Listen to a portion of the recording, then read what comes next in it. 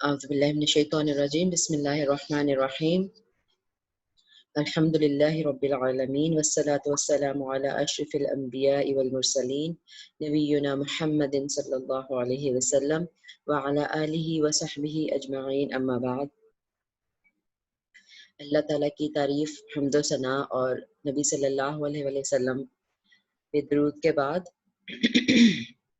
یہاں آپ صلی اللہ علیہ وسلم کی ایک حدیث مبارکہ ہے جس سے ہم سبق کا آغاز کر رہے ہیں آج، اور اس میں ایک خوشخبری ہے، ایک بشارت ہے کہ علم والوں کے لیے جنت کے راستے آسان ہو جاتے ہیں۔ ان کثیر ابن قیس رضی اللہ عنہ سے روایت ہے کہ میں ابو درداء رضی اللہ عنہ کے پاس دمشق پہنچا۔ یہ صحابی ہیں دونوں، ٹھیک ہے، تو یہ ابو درداء صحابی جو ہے وہ ان کے پاس پہنچے، کثیر بن قیس، اور وہ کہتے ہیں کہ وہ دمشق کی مسجد میں ہم بیٹھے ہوئے تھے، آپ کے پاس ایک اور آدمی آیا اور کہنے لگا کہ اے ابو درداء، میں رسول اللہ صلی اللہ علیہ وسلم کے شہر مدینہ سے ایک حدیث کے لیے آیا ہوں۔ دیکھیں دمشق اتنی دور، اور وہ مدینہ سے آپ سے ایک حدیث سننے کے لیے آئے۔ مجھے یہ خبر ملی ہے کہ نبی صلی اللہ علیہ وسلم سے وہ حدیث آپ روایت کرتے ہیں۔ ابو درداء نے رضی اللہ عنہ نے پوچھا، آپ کی آمد کا سبب تجارت تو نہیں؟ یعنی مطلب اپنے کسی کام سے آئے ہوں، تجارت سے آئے ہوں تو سوچا ہو کہ اچھا چلو حدیث بھی سن لوں گا۔ اس آدمی نے کہا کہ نہیں، کوئی اور مقصد تو نہیں کوئی اور مقصد تو نہیں۔ اس آدمی نے کہا کہ نہیں۔ ابو درداء رضی اللہ عنہ نے کہا کہ میں نے رسول اللہ صلی اللہ علیہ وسلم کو فرماتے ہوئے سنا، جو شخص علم دین کی تلاش میں کوئی راستہ چلے تو اللہ تعالیٰ اس کے لیے جنت کا راستہ آسان کر دیتا ہے۔ سبحان اللہ۔ یعنی علم حاصل کرنے کی فضیلت اس حدیث میں بیان ہوئی ہے، اور آپ دیکھ لیں کہ کورس میں تقریباً ہر روز وہ علم کے بارے میں کوئی نہ کوئی حدیث شیئر ہوتی ہے، بلکہ میں اس کو شارٹ کر دیتی ہوں ٹائم کی کمی کی وجہ سے، لیکن یہ کہ علم حاصل کرنا، علم کے راستے پہ چلنا، یہ جنت کے راستوں پہ چلنے کے برابر ہے۔ سبحان اللہ۔ پھر وہی بات کہ علم نافع ہو، یعنی ہم اس علم پہ عمل کرنے کی بھی انشاءاللہ کوشش کریں۔ تو بہرحال، اور آج کل دیکھیں یہ وہ کتنا سفر مدینہ سے کر کے دمشق گئے ایک حدیث سننے کے لیے، اور ہم آج کل زمانے کے حساب سے مسائل بھی بدلتے ہیں، آزمائشیں بھی بدلتی ہیں، ہم اب اتنے لمبے لمبے سفر ہمیں کرنے کی ضرورت نہیں، دنیا میں کہیں بھی کوئی پروگرام ہو رہا ہے اور ہم کہیں بھی بیٹھ کے اس کو سن سکتے ہیں، لیکن وہ ایٹ لیسٹ اس کو بھی کرنا جو ہے وہ آج کل میرا خیال ہے کہ مشکل ہوا ہے۔ بہت سارے لوگ نہیں جڑ پاتے، مصروفیات اس طرح کی ہیں یا ٹرینڈز اس طرح کے بن گئے ہیں۔ تو بہرحال آپ کوشش کریں کہ علم کے ساتھ جڑے رہیں، ٹھیک ہے، اسپیشلی دین کا علم جو ہے، دین کی تلاش میں، جو علم دین کی تلاش میں کوئی راستہ چلے، اللہ تعالیٰ اس کے لیے جنت کا راستہ آسان کر دیتا ہے۔ تو اللہ تعالیٰ ہمیں بھی جنت کے راستوں میں چلائے، علم کے راستوں پر چلائے، اور اس پر عمل کی توفیق دے، آمین ثم آمین۔ تو اس سے ہم اپنے درس کا آغاز کر رہے ہیں۔ اگلے ٹاپک پہ چلتے ہیں۔ نبی کریم صلی اللہ علیہ وسلم کے بعض اوصاف کا ذکر ہے، پچھلی سلائڈ میں بھی تھا کل کے، لیکن اس میں بھی میں نے اسکپ کر دیا۔ اللہ تعالیٰ نے آپ صلی اللہ علیہ وسلم کو سورۃ الاحزاب میں فرمایا آپ کے بارے میں، یا ایھا النبی انا ارسلناک شاہدا ومبشرا ونذیرا وداعیا الی اللہ سراجا منیرا۔ تو اے نبی، آپ صلی اللہ علیہ وسلم کو ہم نے شاہد اور مبشر، نذیر اور داعی الی اللہ اور سراج منیر بنا کر بھیجا۔ یہ آپ صلی اللہ علیہ وسلم کے اوصاف یہاں پہ بیان ہوئے ہیں۔ شاہد یعنی گواہی دینے والا، ہر حق کی آپ گواہی دینے والے ہیں، امت کی، اپنے امت کی گواہی دیں گے قیامت کے دن، پچھلی امتوں کی بھی گواہی دیں گے، اور گواہی وہ شخص دیتا ہے جس کو پتا ہو کسی چیز کا، جو کہیں موجود ہو، آئی وٹنس جسے کہتے ہیں، ٹھیک ہے۔ آپ صلی اللہ علیہ وسلم پچھلی قوموں کی گواہی کیسے دیں گے یا اپنی پوری امت کی گواہی کیسے دیں گے، تو اس میں علماء کہتے ہیں کہ آپ صلی اللہ علیہ وسلم کو پچھلی قوموں کے جو سارے واقعات وحی کے ذریعے بتائے گئے، تو وہ وحی جو ہے وہ یقیناً ایک یقینی علم ہے، اس کی بنیاد پر آپ صلی اللہ علیہ وسلم پچھلی امتوں پر بھی گواہ ہیں، کیونکہ واقعات جو ہیں دیکھیں قرآن میں بھی پچھلی امتوں کے نبیوں نے کیسے پیغام پہنچایا، انہوں نے کیسے امتوں نے جواب دیا، وہ سب وحی کے ذریعے اللہ تعالیٰ نے آپ صلی اللہ علیہ وسلم کو بتایا تھا، تو اس کی بنیاد پر آپ صلی اللہ علیہ وسلم گواہ ہیں، شاہد ہیں۔ مبشرن، خوشخبری دینے والے، جنت کی خوشخبریاں آپ صلی اللہ علیہ وسلم نے سنائی، بہت سے صحابہ کو بھی سنائی ان کی زندگی میں، اور ویسے اوور آل یعنی تمام اچھے کام کرنے والوں کو جنت کی خوشخبریاں سنائی، اور نذیر، ڈرانے والے بھی تھے آپ صلی اللہ علیہ وسلم۔ یہ اکثر ہم بھول جاتے ہیں دوسرا پہلو کہ دیکھیں جہاں آپ نے خوشخبریاں سنائی وہاں اپنے عذاب کے ڈراوے بھی دیے، ٹھیک ہے۔ جہاں اللہ تعالیٰ رحمان ہے وہاں قہار بھی ہے۔ اللہ تعالیٰ کی ایک صفت پر ہم ایمان لاتے ہیں کہ ٹھیک ہے کوئی نہیں وہ مغفرت کرے گا، کوئی نہیں بخش دے گا، لیکن ہمیں دوسری صفات پر بھی ایمان لانا ہے کہ اللہ تعالیٰ قہار بھی ہے، اللہ تعالیٰ حسیب بھی ہے، الحسیب القہار، وہ حساب لینے والا بھی ہے۔ تو اس کی ان صفات کی بنیاد پر نبی صلی اللہ علیہ وسلم نے ڈرایا بھی ہے اپنی امت کو اور تمام انسانیت کو۔ داعین الی اللہ باذنہ، اللہ تعالیٰ کی طرف بلانے والے، اور یہ ہم نے کل بھی دیکھا کہ جن جو تھے، کل کا جو ہم نے ٹاپک پڑھا کہ جنہوں نے جیسے ہی اسلام قبول کیا پھر وہ بھی اللہ کی طرف بلانے والے ہو گئے، اپنی قوم میں گئے اور دوسروں کو جا کے وہ انہوں نے دعوت دی۔ داعی بننا بہت یعنی فضیلت کی بات ہے، آپ سمجھ لیں، کیونکہ آپ صلی اللہ علیہ وسلم خود داعی تھے، تو اللہ کی طرف دعوت دینے والے، ہمیں ان کے امتی ہونے کے ناطے ہماری بھی یہ ذمہ داری ہے کہ ہم داعی بنے، ہم میں سے ہر کوئی داعی بنے۔ اللہ تعالیٰ ہمیں توفیق دے کہ ہم اس ذمہ داری کو پورا کریں۔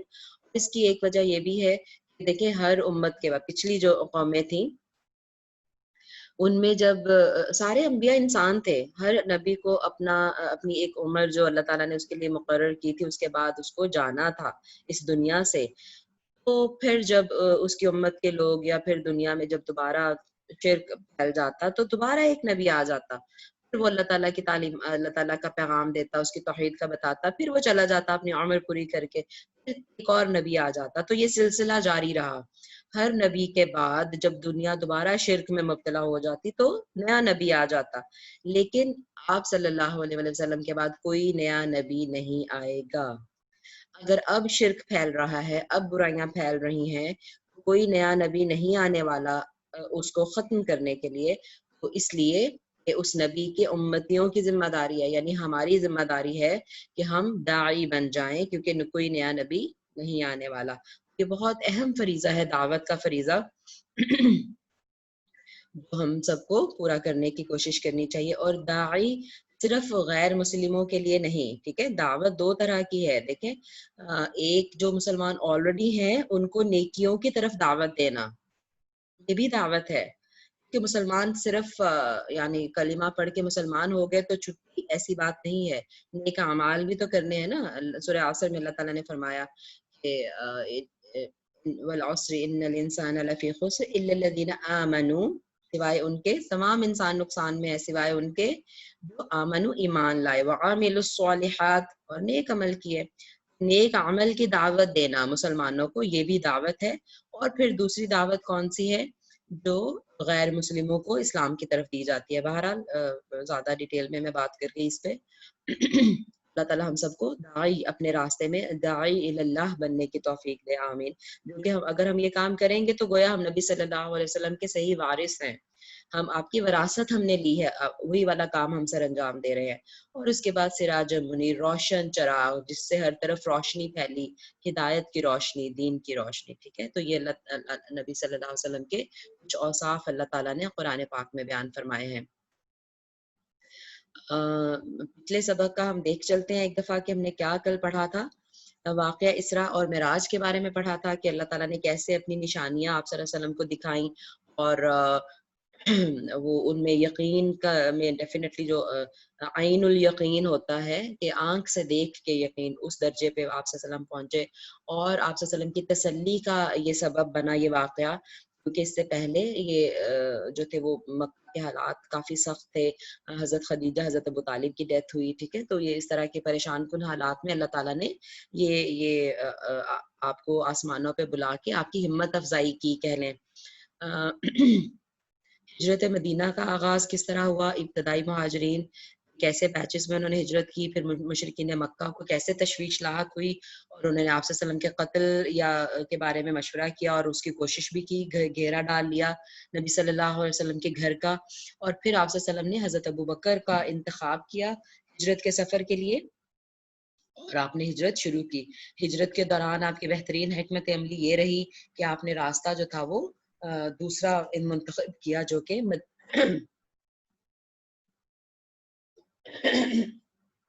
میرا گلا آج تھوڑا پرابلم کر رہا ہے، ٹھیک ہے. تو آپ صلی اللہ علیہ وسلم نے، کیونکہ ان کو پتا تھا مکہ والوں کو، مشرکین مکہ کو، کہ وہ مدینہ جائیں گے، تو آپ نے مدینہ جانے کی بجائے بالکل اپوزٹ راستہ اختیار کیا، پیچھے کی طرف یعنی جنوب کی طرف، اور پھر وہاں سے ایک لمبا راستہ لے کے مدینہ گئے. تو یہ آپ صلی اللہ علیہ وسلم کی بہترین حکمت عملی تھی. قریش نے بھی پیچھا کیا لیکن کامیاب نہ ہو سکے، کیونکہ کچھ واقعات، معجزات ایسے نبی صلی اللہ علیہ وسلم کے ساتھ ہوئے کہ وہ محفوظ رہے ان کے ہاتھوں سے. بہرحال آپ صلی اللہ علیہ وسلم کامیابی سے پہنچ گئے. اہل مدینہ کا شدت سے انتظار کرنا ہم نے وہ دیکھا، اور پھر ہم نے دیکھا کہ قباء میں آپ صلی اللہ علیہ وسلم نے قیام کیا تھا کچھ عرصہ، 4 دن تقریباً، اور وہاں پہ بھی آپ نے سب سے پہلے پہنچ کے مسجد کی تعمیر شروع کی، اس کی بنیادیں رکھی. اور پھر جب مدینہ پہنچے تو وہاں پہ بھی سب سے پہلے آپ صلی اللہ علیہ وسلم نے جو کام کیا وہ مسجد نبوی کی تعمیر تھی.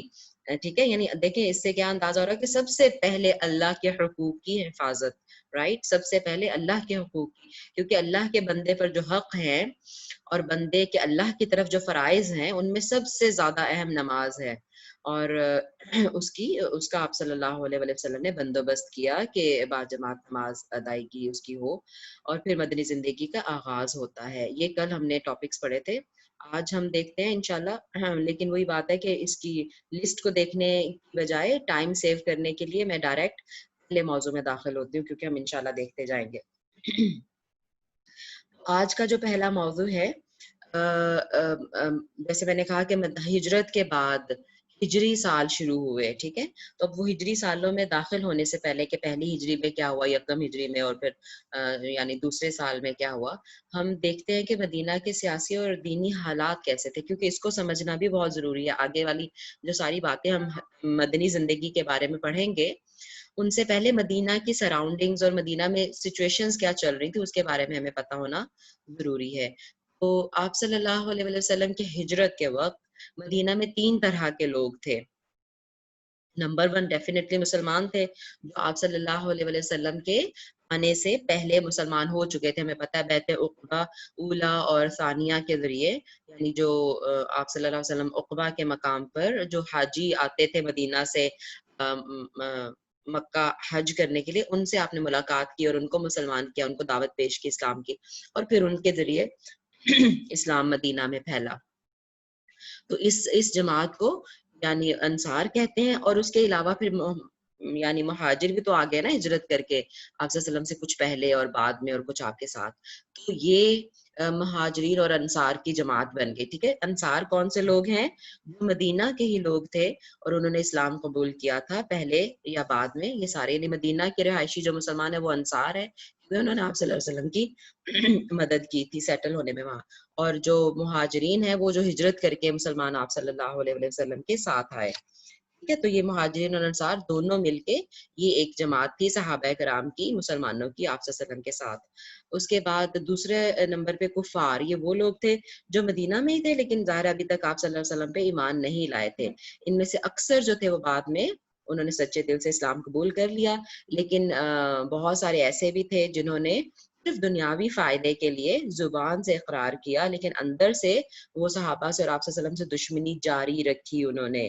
یہ لوگ پھر منافقین کہلائے. ٹھیک ہے، یعنی کفار کے گروہ میں سے ایک گروہ جو تھا وہ پھر دنیاوی فائدے کے لیے مسلمان ہوا صرف، جو کہ منافق کہلایا. اور اس کے بعد تیسرا گروہ جو ہے یہود کا تھا. तीसरा ग्रोह यहूद, मदीना में यहूद के 3 कबाइल आबाद थे, और ये भी बहुत अहम है इसको समझना कि पावर में यही लोग थे, ठीक है, यहूदी पावर में थे, इनकी यानी अच्छी तादाद भी थी, और यानी हर लिहाज से मुआशरती सियासी तौर पे ये लोग मजबूत थे। बहरहाल जो 3 कबाइल थे वो बनु कैनुका, बनु नबीर और बनु कुरैजा, ये 3 कबाइल थे, और ये वही थे जो आखिरी नबी सल्लल्लाहु अलैहि वसल्लम की बिआसत के शदीद मुंतजिर थे। हम इस पे 2 दफा पहले भी बात कर चुके हैं कि ये इनकी किताबों में चूंकि मौजूद है, आप सल्लल्लाहु अलैहि वसल्लम की तमाम निशानियां और मौजूद है, इनके अंबिया ने इनको बताया है कि एक नबी आएगा। ये मुंतजिर थे, और औस और खजरज जो के 2 यानी बुत परस्त कबाइल थे, औस और खजरज, ये बुत परस्त कबाइल थे 2 मदीना के। इनको ये धमकियां दिया करते थे कि जब वो खातिमुन नबीयीन सल्लल्लाहु अलैहि वसल्लम तशरीफ लाएंगे, हम उनके साथ मिलकर तुमसे जंग करेंगे, ठीक है, यानी ये थ्रेट्स देते थे उनको, और बल्कि इधर उधर के लोगों को भी, ना सिर्फ मदीना के इन लोगों को बल्कि बाकी लोगों को भी। मगर जब आप सल्लल्लाहु अलैहि वसल्लम को नबूवत और रिसालत के मकाम पर फाइज किया गया, तो ये बुग़्ज़ व अदावत की वजह से ईमान नहीं लाए। और बुग़्ज़ व अदावत क्या था, हम बात कर चुके हैं उस पर भी, कि ये बनी इस्माइल में क्यों आ गए, यानी बनी इसराइल में जो इसहाक अलैहिस्सलाम से नस्ल चली थी हजरत इब्राहीम अलैहिस्सलाम की, उनमें थे ये यहूद खुद भी। तो इनका यही ख्याल था कि उन्हीं में आने चाहिए, बनी इसराइल में ही आने चाहिए आखिरी नबी, जो कि नहीं आए। फिर उस हसद की वजह से और अदावत की वजह से ये उस पर ईमान नहीं लाए। अच्छा, इनके बारे में और मजीद तफसील क्या है कि ये अपने आप को पढ़ा लिखा और मदीना के रिहायशियों को अनपढ़ और जाहिल समझा करते थे। इनका ओरिजिन ज़ाहिर है डिटेल में बात करने का टाइम नहीं है, लेकिन ये मतलब ओरिजिनली तो मदीना के रहने वाले नहीं थे ना, तो ये खुद आए हुए थे यहाँ पे। तो मदीना के लोगों को ये अनपढ़ समझते थे, जाहिल समझते थे, और इसी वजह से उनको यानी दबा के रखना चाहते थे, और बुनियादी कारोबार तमाम मदीना का इन्हीं के हाथ में था। सूद का लेन देन करते थे, और औस और खजरज और दीगर कबाइल को भी आपसी जंग में मसरूफ रखते थे, और इनके मालों से खुद फायदा उठाया करते थे। यानी आप देख लें कि किस तरह पॉलिटिकली भी ये मतलब दूसरों को लड़ा के, औस और खजरज जो थे उनको लड़ा के उन पे अपनी बर्तरी कायम रखना चाहते थे ये यहूद जो थे, और सूद का कारोबार करते थे, दूसरों से गैर यहूदियों से सूद लेते थे, और आपस में सूद नहीं लेते थे, आपस में सूद लेना हराम समझते थे। यानी अपनी कम्युनिटी को स्ट्रांग इन्होंने रखा हुआ था, और दूसरों पे जो थी ना वो सूद को इम्पोज किया हुआ था इन्होंने। बहरहाल तो ये इनके यहूदियों के बारे में डिटेल्स थी। दूसरा टॉपिक आज का जो हमारा है, मदनी दौर की इब्तदा। जब अब ये मदीना के हालात ऐसे हैं कि उसमें यहूद बहुत यानी मजबूती से जमे हुए हैं, और औस और खजरज जो है वो बुत परस्त कबाइल हैं, उन्हीं में से खैर जो अंसार बने ना उन्हीं में से बने थे। फिर मदनी दौर में जब आप सल्लम मदीना पहुंचे, तो आपने 3 ऐसे अजीम काम किए जिससे मालूम होता है कि आप सल्लम कितने हकीम और दाना थे, ठीक है, कि किस तरह से उन्होंने एक नई सेटलमेंट मुसलमानों के लिए महफूज बनाई। अब देखिए, एक शहर से बिल्कुल हिजरत करके दूसरे शहर गए हैं, तो वहां पे कैसे सेटल होना है वो बहुत अहम है। तो सबसे पहले तो जैसे मैंने पहले कहा, अल्लाह ताला से ताल्लुक मजबूत करने के लिए मस्जिद नबवी की तामीर, सब हुकूक में से हुकूकुल्लाह को मुकद्दम किया गया। ये हमारे यहाँ एक तसव्वुर पाया जाता है कि हुकूकुल इबाद ज्यादा अहम इसलिए है, अगर आप किसी के यानी किसी इंसान के हुकूक को पामाल करते हैं, तो अल्लाह ताला उसको माफ नहीं करेगा, अपने हुकूक को वो माफ कर सकता है, ठीक है, ये और बात सही है, ये बात बिल्कुल ठीक है। अल्लाह ताला बंदों के आपस के हुकूक एक दूसरे को माफ नहीं करेगा जब तक वो बंदे खुद ना कर दें। लेकिन क्या वो अल्लाह, हमारा वो खालिक और मालिक जो हमसे इतनी मोहब्बत करता है, क्या वो डिजर्व करता है कि हम उसके हुकूक में इतनी सुस्ती करें? है ना? ये ज़रूरी तो नहीं कि अगर वो हमें ये पता चल गया कि ठीक है अल्लाह अपने हकूक माफ़ कर देगा, तो हम उसमें सुस्ती करना शुरू कर दें। बहुत ही ज़्यादा नाइंसाफ़ी की बात है ये, ठीक है? इसी वजह से फिर देखें, बाज़ लोग कहते हैं अच्छा भई नमाज़ें तो पढ़ लेंगे, मतलब मैं किसी को तंग तो नहीं करती, किसी की ख़यानत तो नहीं करती। भई ठीक है, वो भी ज़रूरी है हकूक, लेकिन अल्लाह के हकूक जो है वो उनको आप हल्का नहीं ले सकते, ठीक है? एक कुरान की एक आयत ही है कि जब जो है वो फ़रिश्ते पूछेंगे जहन्नम वालों से تمہیں کس چیز نے جہنم میں ڈالا؟ تو وہ کہیں گے لم نکو مصلین، ہم نماز نہیں پڑھتے تھے. ٹھیک ہے. جہنم میں جانے کی وجہ صرف حقوق العباد نہیں، حقوق اللہ بھی ہو سکتے ہیں. اللہ چاہے تو معاف کر دے، چاہے تو نہ معاف کرے. بہرحال نماز کے بارے میں بار بار تاکید آتی ہے، میرے دروس میں آ جاتی ہے. یہاں پہ دیکھیں، اور آپ صلی اللہ علیہ وسلم نے سب سے پہلا کام مسجد نبوی کی تعمیر کیا، جس سے اللہ سے تعلق قائم کرنے، مضبوط کرنے میں مدد ملی مسلمانوں کو. اور یہ ہمیں بہت اہم بات سمجھنی ہے. جب بھی ہم کسی چیز میں کامیابی چاہتے ہیں، ہم کوئی مشن شروع کریں، اپنی زندگی میں کامیابی چاہتے ہیں، تو ہمیں اللہ سے تعلق مضبوط کرنا ہے. ٹھیک ہے. کہ اللہ کی مدد کے بغیر ہمیں کسی طرح کی کوئی کامیابی نہیں مل سکتی. دیکھیں دن میں 5 دفعہ جو اذان ہوتی ہے اس میں کیا ہے؟ حی علی الصلاح، حی علی الفلاح.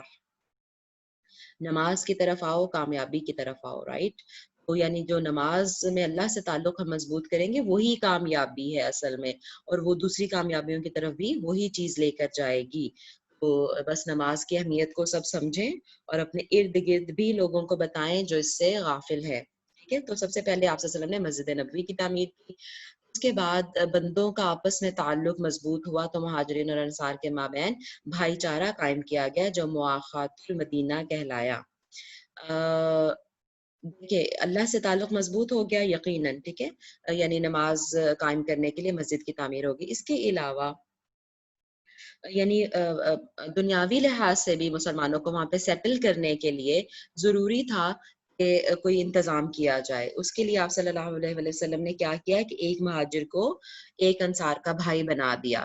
کہ دیکھیں وہ آئے ہیں ہجرت کر کے، اتنے لوگ، نہ کوئی ان کے پاس گھر بار، نہ وہ وہاں سے اپنی کوئی جائیدادیں اٹھا کے لا سکے، ظاہر ہے کیسے لے کے آتے، نہ مال ان کے پاس، کچھ بھی نہیں. تنہا صرف اپنی زندگیاں بچا کے ہجرت کر کے آ گئے، اور اب وہاں پہ انہوں نے مدینہ میں زندگیاں گزارنی ہے تو کیسے کریں گے؟ یقیناً بہت زیادہ سپورٹ کی ضرورت ہے. تو اس کو آپ نے کیسے حل کیا اس معاملے کو؟ آپ نے ایک ایک مہاجر کو پکڑ کے ایک ایک انصار کا بھائی بنا دیا. ٹھیک ہے. اور اس کو مواخات المدینہ کہتے ہیں. اور پھر تاریخ گواہ ہے کہ ان انصار نے ایسے مہاجرین کی سبحان اللہ مدد کی، سگے بھائی بھی شاید اس طرح مدد نہ کریں. ٹھیک ہے.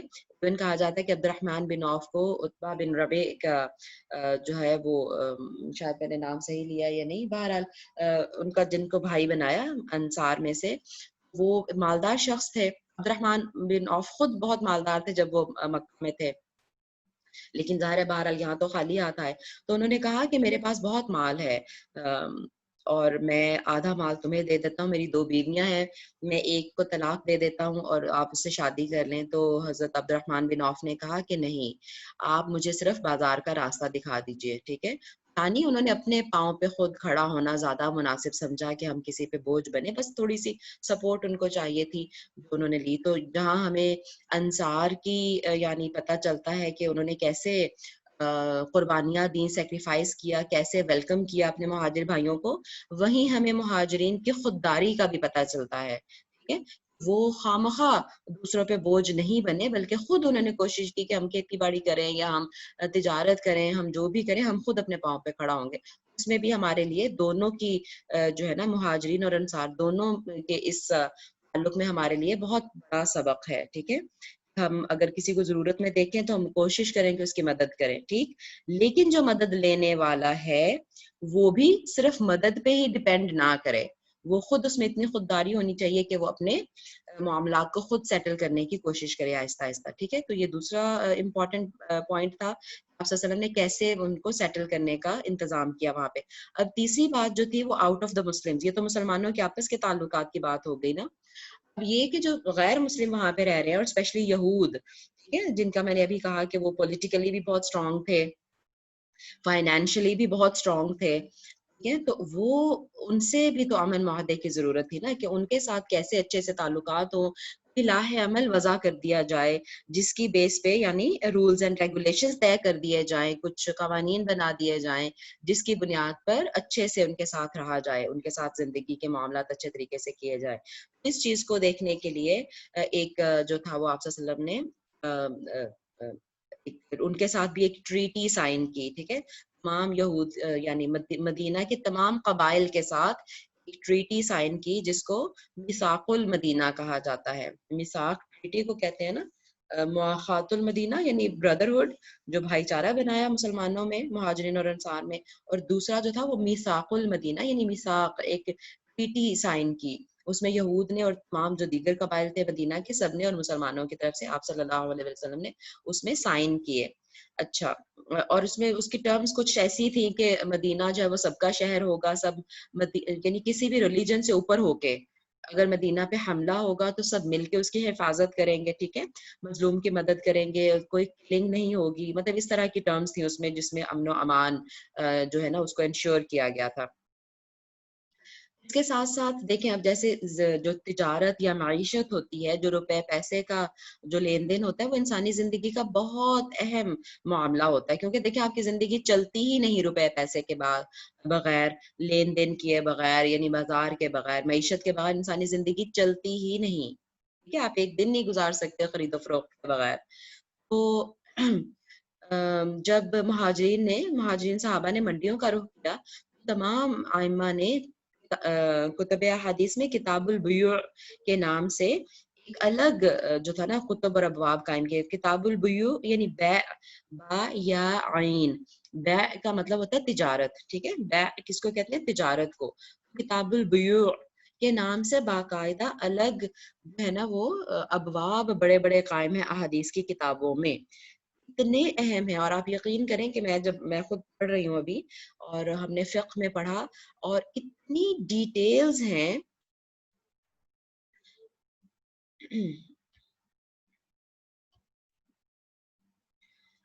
جی، اتنی ڈیٹیلز ہیں اس کی، یعنی تجارت کی باریک سے باریک چیزوں کو اچھے طرح آپ صلی اللہ علیہ وآلہ وسلم نے ایکسپلین کیا ہے، کیا تجارت کے اصول و ضوابط ہونے چاہیے، ٹھیک ہے. مطلب چھوٹی سی میں ایک مثال آپ کو دوں گی کہ اگر یعنی ایک جو مسلمان ہے یا ایک بندہ کسی سے تجارت کے لیے گیا یا ایک سودا اس کا ہو رہا ہے، دوسرا جو بندہ ہے وہ اس تب تک اس کے لیے بات نہیں کر سکتا جب تک ان کا سودا یا تو فائنل نہ ہو جائے یا ٹوٹ نہ جائے.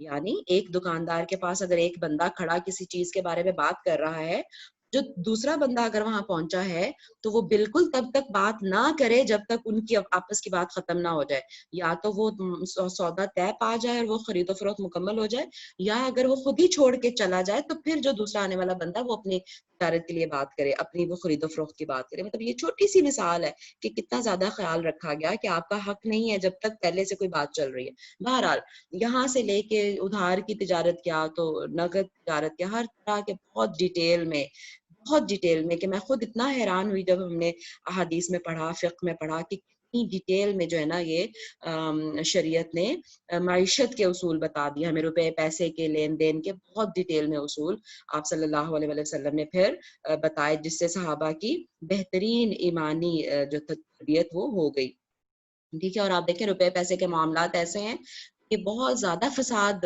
انسانوں میں پیدا کر دیتے ہیں اگر اچھے طریقے سے ان کو لے کے نہ چلا جائے. بہرحال کافی میں نے اس پہ بات کر لی. تو یہ ساری چیزیں آپ صلی اللہ علیہ وسلم نے بالکل بگننگ میں ہی طے کر دیں. ٹھیک ہے، تیسرا موضوع ہمارا ہے آج کا ہجرت کا دوسرا سال.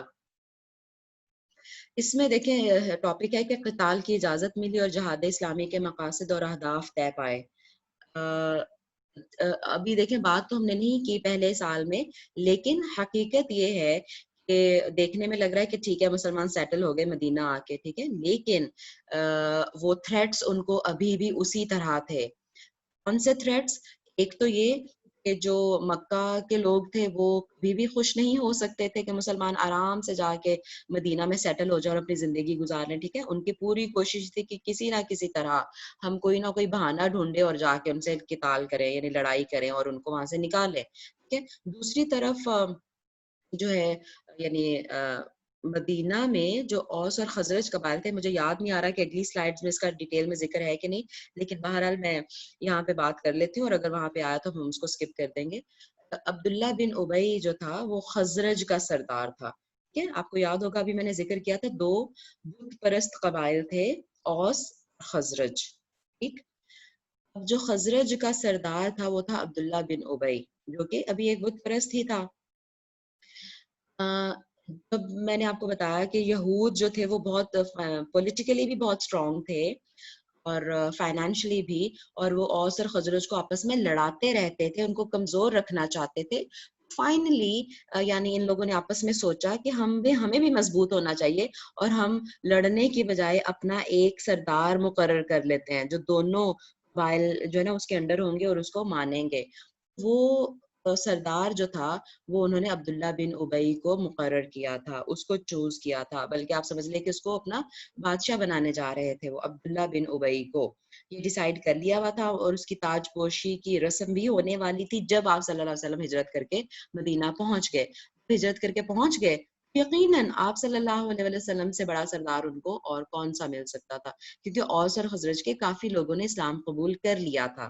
ٹھیک ہے، اور میں نے آپ دیکھیں جو بیعت عقبہ ہوئی پہلی اور دوسری، یعنی جو مدینہ میں اسلام کا باعث بنی پہنچنے کا، اسلام پہنچنے کا ہے نا، جب آپ صلی اللہ علیہ وسلم حج کے دنوں میں باہر کے لوگوں سے ملاقات کر رہے تھے اور ان کو دعوت دے رہے تھے، تو اس میں یہ خزرج قبیلے سے ہی سب سے پہلے لوگ گئے تھے یثرب سے مکہ، جن کو آپ نے اسلام کی دعوت دی تھی. تو خزرج کے کچھ لوگ، اور پھر اگلے سال دیکھیں 75 لوگ جو تھے وہ گئے، اور یہ اوس اور خزرج کے ہی لوگ تھے. ٹھیک ہے، کافی لوگ اوس اور خزرج کے مسلمان ہو چکے تھے.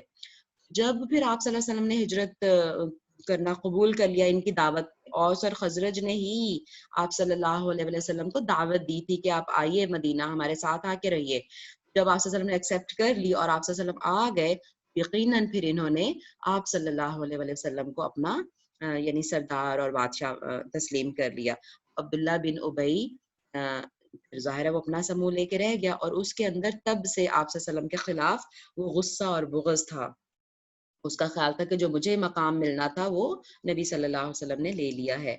تو یہ ایک بہت بڑا تھریٹ مدینہ کے اندر تھا. اور جو قریش تھے انہوں نے عبداللہ بن ابئی کو کانٹیکٹ کیا پھر، ٹھیک ہے، سمجھتے ہوئے کہ یہ سردار ہے اور اس کی پوزیشن ذرا اچھی ہے. انہوں نے کہا کہ آپ جو یہ آگے ہیں آپ کے پاس، ان کو آپ نے پناہ دی ہوئی ہے، یہ ہمارے باغی ہیں، یہ ہمارا دین چھوڑ کے آئے ہیں، آپ یا تو ان کو یہاں سے نکال لیں یا پھر ہمارے ساتھ جنگ کے لیے تیار ہے. تو یہ مطلب یہ سارے یعنی خطرناک حالات چل رہے تھے سائیڈ بائی سائیڈ.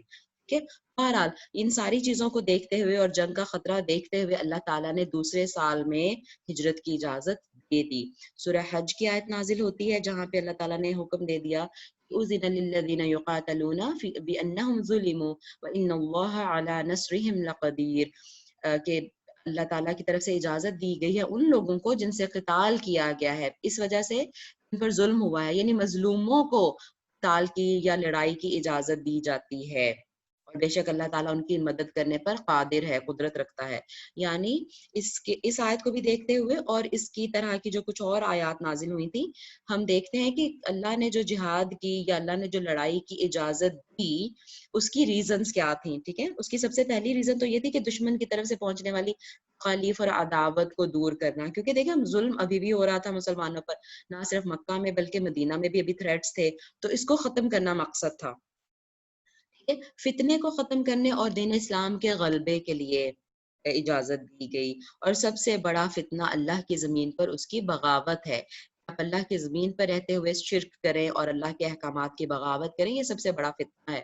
فتنے کو ختم کرنے کے لیے اللہ تعالیٰ نے اور یعنی اللہ کے احکامات کی نفاذ کے لیے جہاد کی اجازت دی. ٹھیک ہے، اور تیسرا جو ریزن تھا مومنوں کو گناہوں سے پاک کرنا. یقیناً جنگ جو ہے وہ آسان کام تو نہیں ہے. ٹھیک ہے، جب حکم دے دیا کہ ٹھیک ہے اب آؤ اور لڑو، اب اس میں یہ بھی دیکھنا تھا کہ جو یعنی ایک تو یہ بھی تھا کہ مطلب مومن اور جو منافق ہیں وہ الگ الگ ہو جائیں، اور مومنوں کو جو تکالیف پہنچیں گی اس سے ان تکالیف کے ذریعے ان کے گناہ دھلیں گے اور وہ پاک ہو جائیں گے گناہوں سے. یہ بھی مقصد تھا قتال کے فرض کرنے کا. آگے ہم جہاد کی ڈیفینیشن دیکھ لیتے ہیں. اصل میں جہاد ایک ایسا لفظ ہے جس کو نہ صرف غیر مسلموں میں بلکہ مسلمانوں میں بھی اس کے بارے میں غلط کانسیپٹ ہے. جہاد، اور ایون میرا اپنا کانسیپٹ غلط تھا، مجھے لگتا تھا صرف جنگ میں جا کے لڑنا ہی جہاد ہے. ٹھیک ہے، لیکن جہاد کا لفظی مطلب ہے جدوجہد کرنا، کوشش کرنا. ٹھیک ہے، جدوجہد کرنا یعنی کوشش کرنا، یہ لفظی مطلب ہے. اور اگر اس اسلامی اصطلاح میں بولیں، ہر وہ کوشش ہر وہ کوشش جو اللہ کی دین کی راہ میں ہو، اس کی بلندی کے لیے، مسلمانوں کی حفاظت کے لیے، مسلمانوں کی سربلندی کے لیے، مسلمانوں کی مدد کے لیے، یہی جہاد ہے۔ ہر کوشش وہ کسی بھی طرح سے ہو سکتی ہے، ٹھیک ہے، چاہے علمی کوشش ہو، مسلمانوں کے عقائد کی حفاظت کی جائے، علمی کوشش ہو، یا مال سے ان کی مدد کی جائے، یا پھر اپنی جانوں کو پیش کر کے کی جائے۔ تو بہرحال آپ صلی اللہ علیہ وسلم کی پوری زندگی ہی شرک اور کفر کے مد مقابل گزری، ہر طرح کی کوشش میں آپ مصروف رہے اپنی پوری زندگی، ٹھیک ہے۔ تو ہم بھی جو ہے وہ ہم میں سے بھی ہر ایک کو مجاہد ہونا چاہیے۔ ضروری نہیں ہے، پھر وہی بات، ضروری نہیں ہے کہ میدان جنگ میں نکلیں، ٹھیک ہے۔ جہاد ہر طرح کی کوشش ہے جو اسلام کے لیے ہم کر سکتے ہیں، اپنی اپنی جگہ پہ رہتے ہوئے، اپنی اپنی کیپیسٹی میں جو جو کوشش کر سکتے ہیں اللہ کے دین کو بلند کرنے کی، وہ کرے، وہی اس کا جہاد ہوگا۔ اور البتہ سب سے افضل جہاد، یقیناً سب سے افضل جہاد اپنی جان اور مال کے ساتھ جہاد کرنا ہے، کوشش کرنا ہے، اللہ کی راہ میں نکلنا ہے، اور اس کا مقصد صرف اعلاء کلمت اللہ ہونا چاہیے، یعنی اللہ کا کلمہ بلند کرنے کے لیے۔ اگر کوئی جنگ میں بھی لڑ رہا ہے لیکن اس کی نیت یہ ہے کہ لوگ مجھے بہادر کہیں، یا ہمیں فلاں زمین کا ٹکڑا مل جائے، یا ہمیں فائنینشیل بینیفٹس ہو جائیں، کچھ بھی ایسا، وہ جہاد ہرگز نہیں ہوگا، اور اللہ کے ہاں اس کی کوئی نہیں ہوگی، اور کوئی اس کا ریوارڈ نہیں ملے گا۔ مقصد صرف کلمت اللہ بلند کرنا ہو۔ چوتھا موضوع آج کا ہمارا ہے سرایا و غزوات کا آغاز۔ جی، سرایا کی میں ڈیفینیشن آپ کو بتاتی چلوں۔ سرایا جو ہے وہ سریہ کی جمع ہے، دیکھیں یہاں پہ لکھا ہوا غزوہ اور سریہ کی تعریف۔ تو غزوہ اس جنگ کو کہتے ہیں جس میں آپ صلی اللہ علیہ وسلم خود شریک ہوئے تھے، ٹھیک ہے، لیکن سریہ اس جنگ کو کہتے ہیں جو آپ صلی اللہ علیہ وسلم نے خود بھیجی، یعنی ایک لشکر بنا کے آپ نے خود بھیجا اپنی، یعنی حکم سے، اپنی، یعنی خود تشکیل دے کے، لیکن آپ صلی اللہ علیہ وسلم اس میں خود موجود نہیں تھے، اس کو سریہ کہتے ہیں، ٹھیک ہے۔ سریہ وہ ہے جس کو آپ صلی اللہ علیہ وسلم نے خود اس کی تشکیل کر کے بھیجا، لیکن آپ اس میں شامل نہیں ہوئے، اور جس میں آپ خود بھی شامل ہوئے اس کو غزوہ کہتے ہیں۔ رسول اللہ صلی اللہ علیہ وسلم کے کل غزوات کی تعداد کے بارے میں سیرت نگاروں نے مختلف اقوال ذکر کیے ہیں، جو کہ 19 سے 30 تک ہیں، ٹھیک ہے۔ چونکہ غزوہ میں نے کہا وہ ہے جس میں آپ صلی اللہ علیہ وسلم خود شریک ہوئے، ٹھیک ہے۔ کچھ جو ہے نا وہ 19 تعداد بیان کرتے ہیں، اور ویریشن کے ساتھ 19 سے 30 کے بیچ بیچ میں مختلف اقوال ہیں۔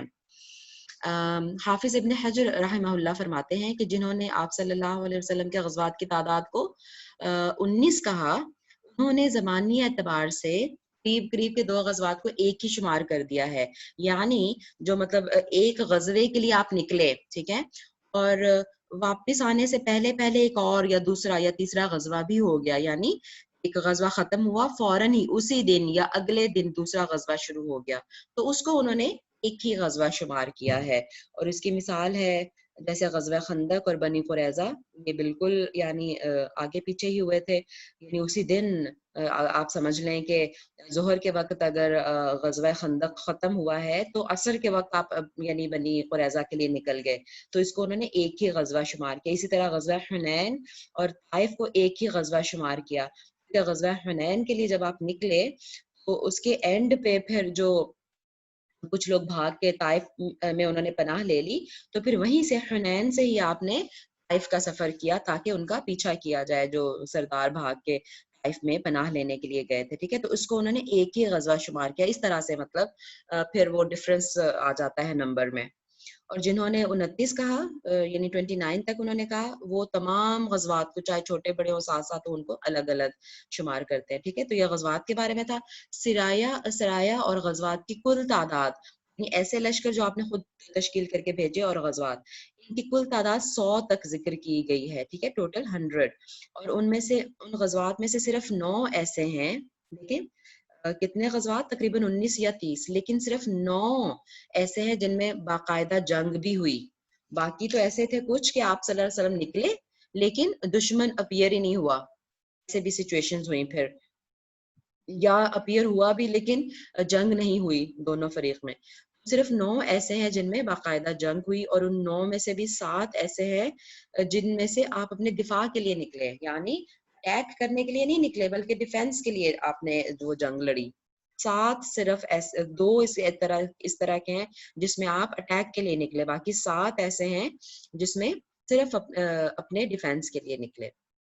تو یعنی دیکھ لیں اس سے بھی پتہ چلتا ہے کہ کتنا آپ صلی اللہ علیہ وسلم جو تھے وہ پیس لونگ ہیومن بینگ تھے، پیس لونگ تھے. ٹھیک ہے، یعنی جو جنگیں ہوئی بھی وہ صرف اور صرف امن قائم کرنے کے لیے تھی. اچھا، اب ظاہر ہے جو مطلب آپ نے دیکھا کہ ٹوٹل سریہ اور غزوات، سرایا اور غزوات ملا کے 100 کی تفصیل ہو گیا، تو یقیناً اس مختصر کورس میں وہ نہیں ہو سکتی اس کی ڈیٹیلز، اور بلکہ ڈیٹیلز تو کسی کی بھی نہیں ہو سکتی. جو اہم غزوات ہیں ان کا صرف انٹروڈکشن صرف اس میں دیا جائے گا. ٹھیک ہے، تو 5واں موضوع ہمارا ہے قبلہ کی تحویل، یعنی قبلہ بدلنا.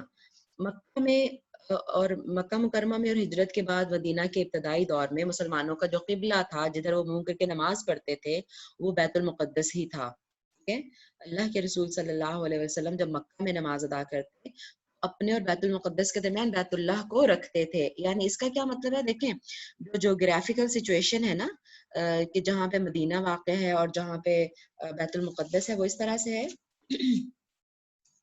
کہ آپ سمجھ لیں کہ مدینہ درمیان میں ہے. ٹھیک ہے، یعنی مدینہ درمیان میں ہے اور نیچے مکہ ہے اور اوپر مسجد اقصی ہے یا بیت المقدس ہے. تو جب سب سے نیچے ہیں، اگر میں ونیتا ہیں، آپ ڈرا کر سکتی ہیں ونیتا؟ وائٹ بورڈ آن کر کے آپ کو مجھے پرمیشن دینا پڑے گی. اچھا ایک منٹ ٹھہریں.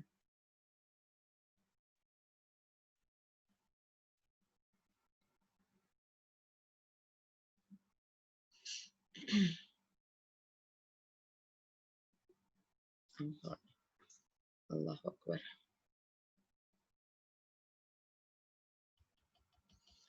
جی یہ اسکرول میرا جو ہے نا بڑا غلط کام کرتا ہے سم ٹائم.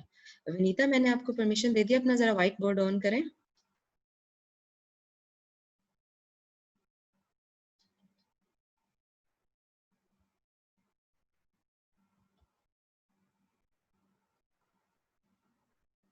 اس ونیتا دیر.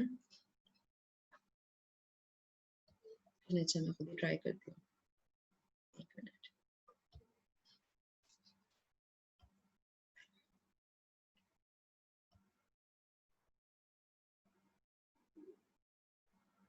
اچھا یہ دیکھیں، مطلب جیسے بس ہلکا سا میں آپ کو بس لکھ کے بتا دیتی ہوں. یعنی یہاں پہ اگر آپ سمجھ لیں کہ یہ ہے مدینہ. ٹھیک ہے،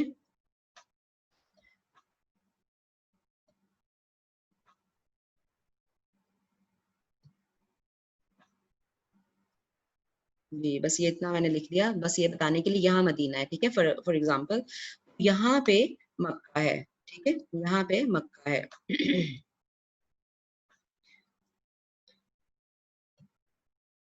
بلکہ آپ اگر وہ مطلب میپ دیکھیں نا، آپ کو پتہ چل جائے گا جو گلوب ہے، ورلڈ میپ، وہاں سے بھی یہ ہم نے بس اس کا اوپر کر لیا کہ یہ مکہ ہے. ٹھیک ہے، اور یہاں پہ جو ہے اوپر یہ ہے پیلسٹائن یا بیت المقدس جہاں پہ ہے. ٹھیک ہے،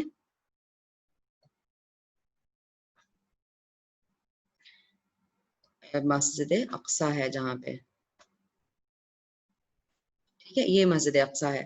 اب دیکھیں جب آپ صلی اللہ علیہ وسلم یہاں پہ ہیں، یہاں پہ جب آپ نماز پڑھتے تھے، یہ مکہ ہے اور مکہ کے اندر آپ سمجھ لیں یہاں پہ فرض کریں کہ درمیان میں چلیں ہم دیکھ لیتے کہ یہ کعبہ ہے. ٹھیک ہے، اور آپ کو پتہ ہے نا جب کعبہ میں مطلب ہم کعبہ کو فیس کرنا ہے تو کعبہ تو پورا راؤنڈ ہے نا اس طرح سے.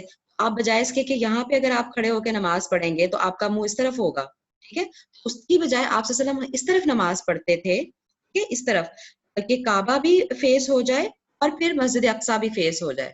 ڈائریکشن آپ ایسی رکھتے تھے. میرا خیال آپ کو سمجھ آ رہا ہوگا انشاءاللہ کہ دیکھیں پورے راؤنڈ کعبہ میں آپ کہیں پہ بھی نماز پڑھ لیں. ٹھیک ہے، آپ کہیں بھی کھڑے ہوں گے تو کعبہ کو فیس کر سکتے ہیں. لیکن آپ صلی اللہ علیہ وسلم ایسی پوزیشن لیتے تھے کہ وہ مسجد اقصی بھی فیس ہو. یعنی آپ دیکھیں اس طرف کو کھڑے ہو کے، یہاں کھڑے ہو کے نماز پڑھیں گے تو یہاں کعبہ ہے وہ بھی فیس ہو رہا ہے، اور سامنے مسجد اقصی بھی. سامنے تو نہیں، یعنی ڈائریکشن وہی رکھتے تھے کیونکہ مسجد اقصی تو کہاں دور تھی، لیکن ڈائریکشن اسی کی ہوتی تھی. لیکن اب جب ہجرت کر کے مدینہ آ گیا، اب دیکھیں یہاں پہ ہے، اب کعبہ کدھر ہے؟ اس طرف، اور مسجد اقصی کدھر ہے؟ اس طرف، بالکل اپوزٹ. ٹھیک ہے، بالکل اپوزٹ. تو یہ پاسبل ہی نہیں تھا آپ دونوں کو فیس کر سکیں. फिर आप सल्लल्लाहु अलैहि वसल्लम ने क्या किया कि मस्जिद अक्सा को ही फेस करना कंटिन्यू किया। नमाजों में मस्जिद अक्सा को ही फेस करते थे। तो अब देखें जब मस्जिद अक्सा को फेस कर रहे हैं तो बैक आपकी काबा की तरफ हो रही है, जो कि आपको बिल्कुल अच्छा नहीं लग रहा था। और उसकी वजूहात भी हैं कि मतलब अल्लाह ताला के हुक्म का इंतजार कर रहे थे। और जो मदीना में मैंने बताया कि यहूदी जो थे वो बहुत पावर में भी थे, और उनसे एक बरादराना ताल्लुक कायम करने के लिए मकसद ये था कि वो यानी एफिलिएशन फील करें कि हाँ जो हमारे लिए मुकद्दस है मस्जिद अक्सा, वो मुसलमानों के लिए भी मुकद्दस है, तो हमारे भाई ही हैं, है ना? इस तरह की फीलिंग्स देने के लिए उनको भी, और भी दीगर मसलहतें थी। आप सल्लल्लाहु अलैहि वसल्लम ने मस्जिद अक्सा को ही रखा, लेकिन आप सल्लल्लाहु अलैहि वसल्लम का दिल था कि मैं बैतुल्लाह को फेस करूं, ठीक है, उसको किबला बनाऊं। तो चलें अब हम चलते हैं वापस अपनी उस स्लाइड पे।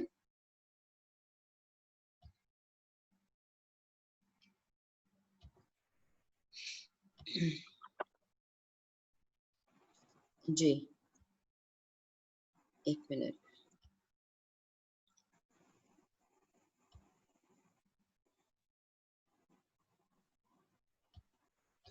ठीक है, तो अ, ये तो मैंने आपको डिटेल में बता दिया कि आप सल्लल्लाहु अलैहि वसल्लम यानी आपकी ख्वाहिश थी। फिर उस ख्वाहिश को पूरा करते हुए अल्लाह ताला ने हिजरत के दूसरे साल रजब के महीने में ये आयत नाजिल कर दी कि हम आपके चेहरे को बार बार आसमान की तरफ उठते हुए देख रहे हैं, ठीक है। अब आपको अब आपको हम इस क़िबला की तरफ मुतवज्जह करेंगे जिससे आप खुश हो जाएं, ठीक है, जिसकी तरफ यानी आप करना चाहते हैं। तो आप अपना मुंह मस्जिद हराम की तरफ फेर लें, यानी मस्जिद अक्सा से हटा के मस्जिद हराम की तरफ आप अपना मुंह कर लें, और जहां पे भी हो आप उसी तरफ मुंह करके नमाज पढ़ें, ठीक है। तो इसमें फिर क्या हुआ कि जो मुनाफिक थे, यानी जो जिन्होंने ऊपर से इस्लाम कबूल किया हुआ था और अंदर से वो मुनाफिक ही थे, जैसे मैंने पहले जिक्र किया, वो खुल के सामने आ गए, है ना? क्योंकि उन्होंने तो बहुत एतराज़ात उठाना शुरू कर दी कि ये क्या? और यहूदियों ने भी जो था वो मज़ाक उड़ाना शुरू किया कि मुसलमानों को अपने क़िबले का ही नहीं पता, और भी बहुत सारी चीज़ें आई। लेकिन जो जो सच्चे ईमान वाले थे, पक्के ईमान वाले, वो तो उन्होंने बिला चूनो चुराए इसको तस्लीम कर लिया और उन्होंने उसको चेंज कर लिया। मेरा ख़्याल है इतनी डिटेल काफ़ी है। अब फिर बहरहाल ये भी एक बहुत बड़ा यानी पॉइंट था जो उस पे यानी तहवील क़िबला से क्लियर हुआ, ठीक है। यहूद को भी ये बात बहुत नापसंद गुजरी, जैसे मैंने आपको बताया, और उन्होंने काफी फितना फैलाने की मुसलमानों के अंदर भी कोशिश की कि क्यों इन्होंने इस तरह से अब कर लिया है, और इस मुसलमान काफी उन्होंने एक्सक्यूजेस बनाए और काफी मतलब आर्ग्यूमेंट्स और ब्लेम्स दिए मुसलमानों पे से। बहरहाल छठा मौजू जो है हमारा वो है रमजान की फजीलत। अब ये देखिए दूसरा सने हिजरी ही चल रहा है, ठीक है।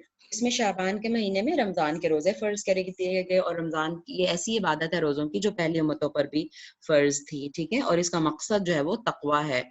लअल्लकुम तत्तकून, तुम पर रोजे फर्ज किए गए जैसा तुमसे पहले लोगों पर फर्ज किए गए, ताकि तुम तकवा इख्तियार करो, ठीक है। देखिए रोजा ऐसी इबादत है तो आपके और अल्लाह के दरमियान एक राज है, अल्लाह बेहतर जानता है कि आपने रोजा रखा हुआ है या नहीं। तो बहरहाल ये तकवा के हुसूल का बहुत बड़ा जरिया है। और रमजान के और भी बेशुमार खुसूसियात हैं, जैसे इसमें लैलतुल क़द्र आती है, क़यामुल लैल होता है, अमाल के जो अजर है, सवाब है, वो बढ़ जाता है, जन्नत के दरवाजे खुल जाते हैं, जहन्नम के दरवाजे बंद हो जाते हैं। तो ये सारी फजाइल मुसलमानों को देना मुराद था, तो अल्लाह ताला ने रोजे फर्ज कर दिए रमजान के महीने में।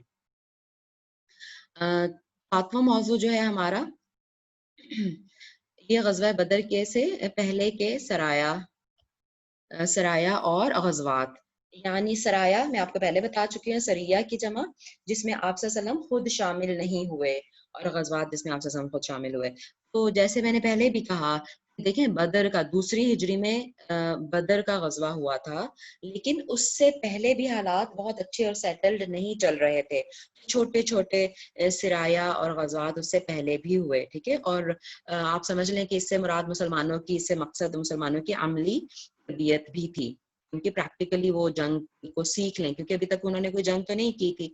इनमें से कुछ जो थे सरिया हमजा बिन अब्दुल मुत्तलिब, यानी इसका मतलब है कि हमजा रदियल्लाहु अन्हु को आप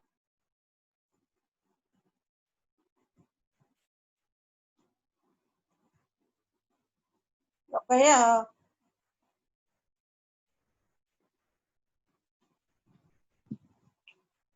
ano yan?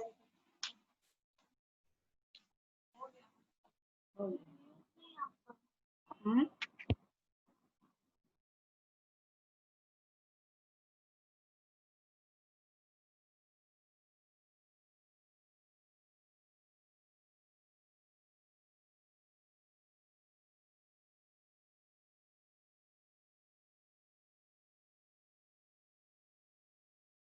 जज़ाकिल्लाह खैर। जी, जी। जी, स्क्रीन नज़र आ रही है आप लोगों को?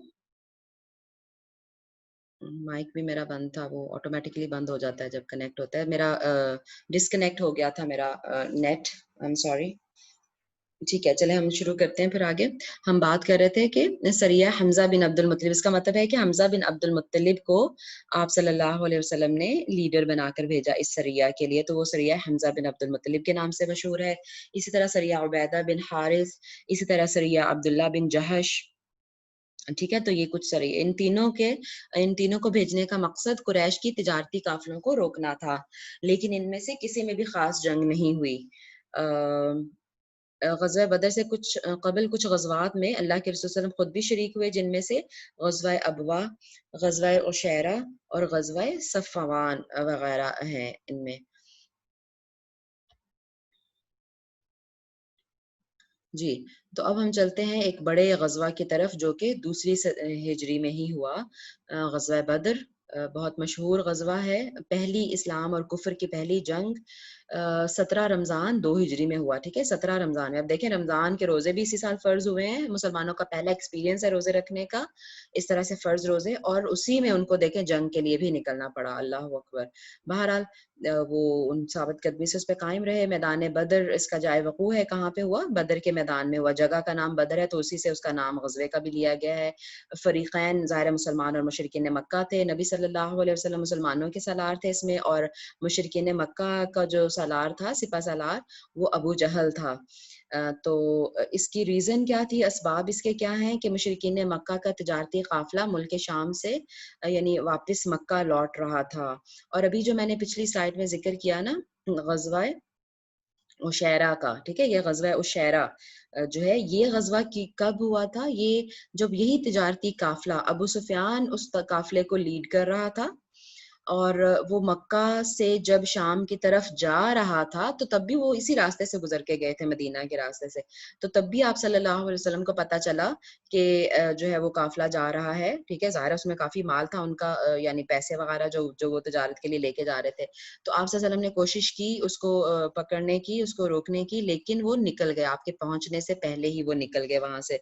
तो इसलिए जंग नहीं हो पाई उसमें, ग़ज़वा उशैरा में, ठीक है? लेकिन जब ये वापस आ रहा था सीरिया से, शाम से वापस मक्का जा रहा था, अब इनके पास तिजारत का सामान भी था। पहले रकम थी और अब उसके बदले सामान था।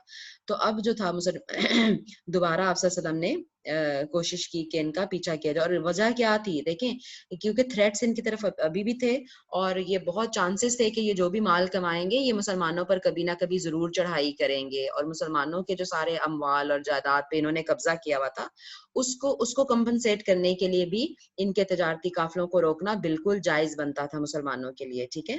कि मतलब देखें अपनी जानें ये बचा के निकले हुए हैं, और अब जो फिर वो उनके दर पे हैं मुसलमानों के, ये कुरैश, तो इनको किसी भी तरह का नुकसान पहुँचाना जायज़ था मुसलमानों के लिए, क्योंकि मुसलमानों ने बहुत नुकसान बर्दाश्त किया हुआ था उनके हाथों। तो बहरहाल ये पर्पस था उसका कि वो अबू सुफियान के काफिले को पकड़ना मकसद था। लेकिन अबू सुफियान ने क्या किया कि वो मक्का खत लिख दिया कि हमारी मदद को आए, मुसलमान हम पे हमला करने वाले हैं। और फिर जो अबू जहल था वो लश्कर के साथ तैयारी करके 1000 का लश्कर लेके निकल आया इसकी अबू सुफियान की मदद करने के लिए। तो ये इसकी रीजन थी।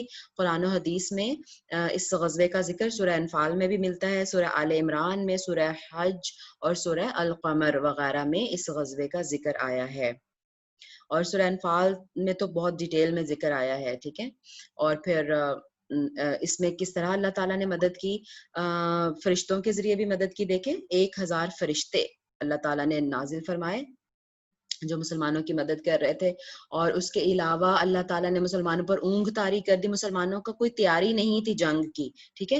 सिर्फ़ वो उस काफ़िले के लिए निकले थे, लेकिन वो काफ़िला अबू सुफ़ियान को जो था वो बच के निकल गया। उसने चेंज कर लिया अपना रूट और वो मक्का हिफ़ाज़त से पहुँच गया। लेकिन अब मुसलमानों को पता चला कि 1000 का लश्कर जो है वो आ रहा है मुसलमानों पे, यानी अटैक करने के लिए अबू जहल की अ, लीडरशिप में। तो फिर चाहते ना चाहते हुए जंग करनी पड़ी इनको, ठीक है? तैयारी इनकी नहीं थी, सिर्फ 313 मुसलमान और 1000 के मुशरिकीन मक्का। تو بہرحال ایک وہ جو یعنی فطری طور پہ ایک بے چینی طبیعت میں ہوتی ہے وہ یقیناً ہوگی صحابہ میں، تو اللہ تعالیٰ نے اونگ طاری کر دی اپنی خاص رحمت سے، ان پہ نیند طاری کر دی تاکہ وہ نیند پوری کر کے فریش ہو جائیں، ٹھیک ہے. اس کے علاوہ بارش اللہ تعالیٰ نے آسمان سے نازل کی کہ اس بارش کے ذریعے بھی تمہیں پاک کر دے اور تم سے شیطانی وسوسوں کو دور کر دے، تمہارے دلوں کو مضبوط کر دے، تمہارے پاؤں جما دے. یعنی پانی کا بھی انتظام ہو گیا، ٹھیک ہے. جو کنویں تھے وہاں پہ اور ایک جو پونڈز وغیرہ وہ مسلمانوں نے بارش جب ہوئی تو ان کو بھر لیا استعمال کرنے کے لیے، وہ بھر گئے بلکہ آٹومیٹکلی، ٹھیک ہے. اس کے علاوہ بارش کی وجہ سے جو مسلمانوں کے سائڈ کی زمین تھی وہ یعنی سخت ہو گئی، کیونکہ وہ جیسے ریت والا علاقہ تھا، تو ریت پہ آپ کو پتا ہے ریت گیلی ہو تو وہ مضبوط و سخت ہو جاتی ہے، اس پہ چلنا آسان ہو جاتا ہے. لیکن کافروں کے جہاں پہ ٹینٹس وغیرہ خیمے لگے ہوئے تھے وہاں پہ وہ کیچڑ والی زمین ان کے لیے بن گئی. تو بہرحال اس طرح کی بہت ساری چیزیں، بہت سارے معجزے ہی تھے یہ اللہ تعالیٰ کی طرف سے جو مسلمانوں کی مدد کے لیے اللہ نے غزوہ بدر میں نازل کیے. تو پتہ چلتا ہے کہ جو حق پہ ہو پھر اللہ تعالیٰ کی مدد بھی اس کے لیے آتی ہے. اس کے بہت ڈیٹیلز ہیں، اس کی سب سے زیادہ ڈیٹیل ہیں تاریخ کی کتابوں میں، بلکہ پھر ظاہر ہے میرے پاس ٹائم نہیں اور آج میرا پلان تھا کہ میں 2 ٹاپکس کروں 2 دن کے، تو اس لیے میں نہ چاہتے ہوئے بھی اسکپ کر کے اس کو گزر رہی ہوں. مقتولین کی تعداد 14 تھی، 14 مسلمان شہید ہوئے صرف، لیکن 70 جو تھے مشرکین مکہ قتل ہوئے. اور بڑے بڑے سردار، یہاں 70 لکھا ہوا ہے لیکن میرا خیال ہے کہ 14 سردار تھے، باقی ٹوٹل جو مارے گئے نا ٹوٹل 70 تھے، ٹھیک ہے. تو سارے سردار ہی نہیں تھے بیچ میں. بہرحال ابو جہل جو کہ لیڈ کر رہا تھا وہ تو ڈیفینیٹلی اس میں مارا گیا، اور نہ صرف مارا گیا بلکہ 2 چھوٹے بچوں کے ہاتھوں مارا گیا. یعنی میرا خیال ہے کہ وہ ٹین ایجز میں تھے، شاید 13 سال 15 سال ان کی عمر تھی ان بچوں کی، جنہوں نے اس پہ حملہ کیا ابو جہل پہ. انہوں نے کیونکہ قسم کھائی تھی ان بچوں نے. ماشاءاللہ دیکھیں اسلام کے مسلمانوں کے بچوں کی جرت اس وقت کی دیکھیں. اور بہرحال اللہ ہمیں ہدایت دے، ہمیں توفیق دے کہ ہم بھی اپنے بچوں کی پرورش اس طرح کر سکیں. ہم ان کو بچہ بچہ ہی سمجھتے رہتے ہیں، لیکن اگر ہم تاریخ کو دیکھیں تو بہت چھوٹے چھوٹے بچوں نے ٹین ایجز میں اتنے بڑے بڑے کارنامے انجام دیے، ٹھیک ہے. تو دیکھیں ابو جہل جو کہ لیڈر آف دا آرمی تھا، اس کی ہلاکت 2 بچوں کے ہاتھوں ہوئی، ٹھیک ہے. انہوں نے اٹیک کیا اس کو اس کے گھوڑے پہ بیٹھے ہوئے اور وہ نیچے گر گیا اس اٹیک سے، لیکن وہ ختم نہیں ہوا. پھر ختم اس کو عبداللہ بن مسعود نے کیا، جو کہ خود ایک بہت کمزور سے صحابی سمجھے جاتے تھے. بہرحال تو اس کے علاوہ اور بھی بہت ساری ڈیٹیلز ہیں. چلیں آگے ہم دیکھتے ہیں. پھر اس سے یعنی ہوا کیا کہ مسلمانوں کو فتح جب ہوئی تو ایک مسلمانوں کا نا رعب جو تھا، وہ دبدبا وہ پورے عرب میں بیٹھ گیا کہ اتنے تھوڑے سے مسلمان اور قریش کے اتنے بڑے قافلے کو، اتنے بڑے لشکر کو شکست دے دی، ٹھیک ہے. 70 لوگوں کو قیدی بھی بنا لیا گیا اس میں کافروں کے، اور ان میں حضرت عباس بھی تھے جو آپ صلی اللہ علیہ وسلم کے چچا تھے. وہی چچا دیکھیں جو یعنی جب بیعت عقبہ ہوئی تو اس میں وہ آپ صلی اللہ علیہ وسلم کے بہاف پہ بات کر رہے تھے یہ انصار اوس اور خزرج سے کہ تم دیکھو محمد صلی اللہ علیہ وسلم کو لے کے جا رہے ہو، ان کو دعوت دے رہے ہو، تو ان کی حفاظت کر پاؤ گے کہ نہیں. وہی عباس رضی اللہ عنہ، ابھی تک انہوں نے اسلام قبول نہیں کیا تھا، تو اب دیکھیں ان کو آنا پڑا مشرکین کے ساتھ مل کے، وہ بھی قیدی بن کے آئے. اس کے علاوہ آپ صلی اللہ علیہ وسلم کے داماد ایک بھی قیدی بن کے آئے، ابو العاص حضرت زینب کے شوہر جو تھے. تو بہرحال ان کو چھوڑ دیا گیا، قیدیوں کے ساتھ بہت اچھا سلوک کیا گیا کہ وہ اس کی مثال نہیں ملتی، اپنے سے زیادہ اچھا ان کو کھانا دیا گیا. اور یعنی یہ ہمارے لیے بڑا ایک نمونہ ہے یہ پورا غزوہ اس میں کہ کس طرح سے سلوک کرنا ہے. اور جنگ میں بھی جو ہے وہ دیکھیں صرف اس سے لڑا گیا جو مسلمانوں کے ساتھ لڑتا تھا. بہرحال آگے چلتے ہیں ہم. نواں موضوع ہے غزوہ بنی قینقاع. غزوہ بنی قینقاع، جیسا کہ ہم دیکھ آئے کہ بنی قینقاع جو تھا وہ یہودیوں کے قبائل میں سے ایک قبیلہ تھا. تو آپ صلی اللہ علیہ وسلم یہود پر بہت شفیق رہے شروع سے ہی. میں نے بتایا کہ مسجد اقصیٰ کو بھی اسی لیے فالو کیا کہ ایک برادرانہ تعلق جو ہے ان کو فیل ہو یہودیوں کو مسلمانوں سے، اور ان کی ہدایت کے بھی آپ کی بہت آپ کے دل میں خواہش تھی کہ یہ ہدایت یافتہ ہو جائیں. تو غزوہ بدر سے واپسی پر رسول اللہ صلی اللہ علیہ وسلم نے بنو قینقاع کو ان کے بازار میں جمع کیا، ٹھیک ہے، اور دین اسلام کی دعوت دی ایک دفعہ، اور ان کو بتایا کہ آپ اسلام قبول کریں اور اللہ کے عذاب سے ڈرایا. جب قریش کی مثال کو بیان کیا کہ ابھی کیونکہ واپس آ رہے تھے نا، ابھی غزوہ بدر سے فتح کے بعد واپس آ رہے تھے، تو انہوں نے جب اس کو بتایا کہ دیکھیں اللہ تعالیٰ نے ہمارا ساتھ دیا اور کیا ہوا مشرکین کا، تو وہ سب جو تھے وہ آگ بگولا ہو گئے، بہت غصہ آیا ان کو اس بات پر، اور وہ دھمکیاں دینے لگے کہ آپ کا مقابلہ نا تجربہ کار لوگوں سے ہوا ہے، جب ہم سے ہوگا تو پتہ چلے گا، تب آپ کو پتہ چلے گا کہ ہم کیا ہیں. یعنی دیکھیں ایک تھریٹ دے دیا انہوں نے آپ صلی اللہ علیہ وسلم کو کہ ہم سے آپ کو نقصان پہنچ سکتا ہے، ہم سے مقابلہ ہوگا تو آپ کو پتہ چلے گا. ٹھیک. اور یہ جو تھی دھمکی بالکل معاہدے کو توڑنے کے مترادف تھی. کون سے معاہدے کو؟ جو میثاق مدینہ ہوا تھا، جو پیس ٹریٹی سائن ہوئی تھی، اس کو توڑنے کے برابر تھا یہ، کہ اب یہ دھمکیاں خود دے رہے ہیں اپنی یعنی اپنے ساتھ لڑائی کی. بہرحال اس کے علاوہ کچھ اور مزید شرارتیں سامنے آئیں. اس میں سے ایک جو بڑا اہم واقعہ ہے جو کہ پھر باعث بھی بنا اس کا، کہ ایک دفعہ ایک عورت ان کے بازار میں گئی. کچھ دنوں کے بعد ایک عورت ان کے بازار میں گئی، اور وہ ایک یہودی جو تھا اس کی دکان میں گئی، سنار کی دکان میں، کچھ اس نے لینا دینا تھا وہاں پہ، سنار کی دکان میں گئی، اور وہ جو سنار تھا وہ اس کا یعنی اس کا چہرہ کھلوانا چاہتا تھا، یعنی نقاب. تو اس نے منع کیا اس سے، اس نے نہیں اس کو اجازت دی. اور اس نے پھر کیا کیا، اس یہودی نے موقع پا کر اس کا جو تھا نا وہ عبایا یا جو بھی اس نے چادر وغیرہ اوپر لی ہوئی تھی وہ اس نے باندھ دی، یعنی کسی ڈیسک وغیرہ کے ساتھ جو بیٹھنے کے لیے یا کسی جگہ کے ساتھ. تو جب وہ اٹھی تو وہ اس کے ظاہر کھنچ کے وہ اتر گیا اس کے چہرے سے. اللہ اکبر. تو اس سے وہ رونے لگی عورت، اور اس نے شور مچایا. اور اس کو سن کے ایک مسلمان ہی تھا جو دکان کے پاس تھا، وہ آیا اور اس نے یعنی وہ پھر اس مسلمان عورت کو بچایا بھی، اور پھر اس یہودی کو میرا خیال ہے کہ قتل ہو گیا تھا وہ. ٹھیک ہے. یعنی لڑائی ہو گئی ان کی بہرحال. تو اس کو لے کے پھر سارے ہی بنو قینقاع جو تھے وہ غصے میں آ گئے، اور یعنی حالات کافی خراب ہو گئے مسلمانوں میں اور ان میں. تو یہ دیکھیں یعنی انسلٹ کرنا مسلمانوں کی، اور پھر اس طرح سے یہ یعنی ٹریٹی کو توڑنے کے برابر تھا. تو پھر آپ صلی اللہ علیہ وسلم نے کہا کہ اب ان کو یعنی اس کا، اور دیکھیں اس ٹریٹی میں میں ایک بہت امپورٹنٹ پوائنٹ بتانا بھول گئی کہ جب میثاق مدینہ سائن ہوا تھا تو اس میں یہ بات بھی ایگری کی تھی سب لوگوں نے کہ آپ صلی اللہ علیہ وآلہ وسلم جو ہوں گے وہ ان کا فیصلہ حتمی مانا جائے گا. کسی بھی ڈفرنس آف اوپینین میں، کسی بھی اختلاف کی شکل میں آپ صلی اللہ علیہ وسلم کا فیصلہ سب قبول کریں گے. ٹھیک ہے. تو یہ بات بھی اس میں طے پائی تھی. تو پھر آپ صلی اللہ علیہ وسلم نے 15 دن تک ان کے قلعوں کا محاصرہ کیا. قلعوں میں رہتے تھے مضبوط قلعے بنا کے، اور پھر اس کے بعد اللہ تعالیٰ نے ان کے دلوں میں رعب ڈال دیا اور انہوں نے ہتھیار ڈال دیے. بنی قینقاع نے ہتھیار ڈال دیے، اور پھر آپ صلی اللہ علیہ وسلم نے کیا فیصلہ کیا ان کے لیے کہ ان کو جلا وطن کر دیا، ان کو نکال دیا کہ آپ مدینہ میں اب نہیں رہ سکتے، اور ان کے مال جو تھے وہ مال غنیمت بن گئے. تو یہ غزوہ بنی قینقاع تھا.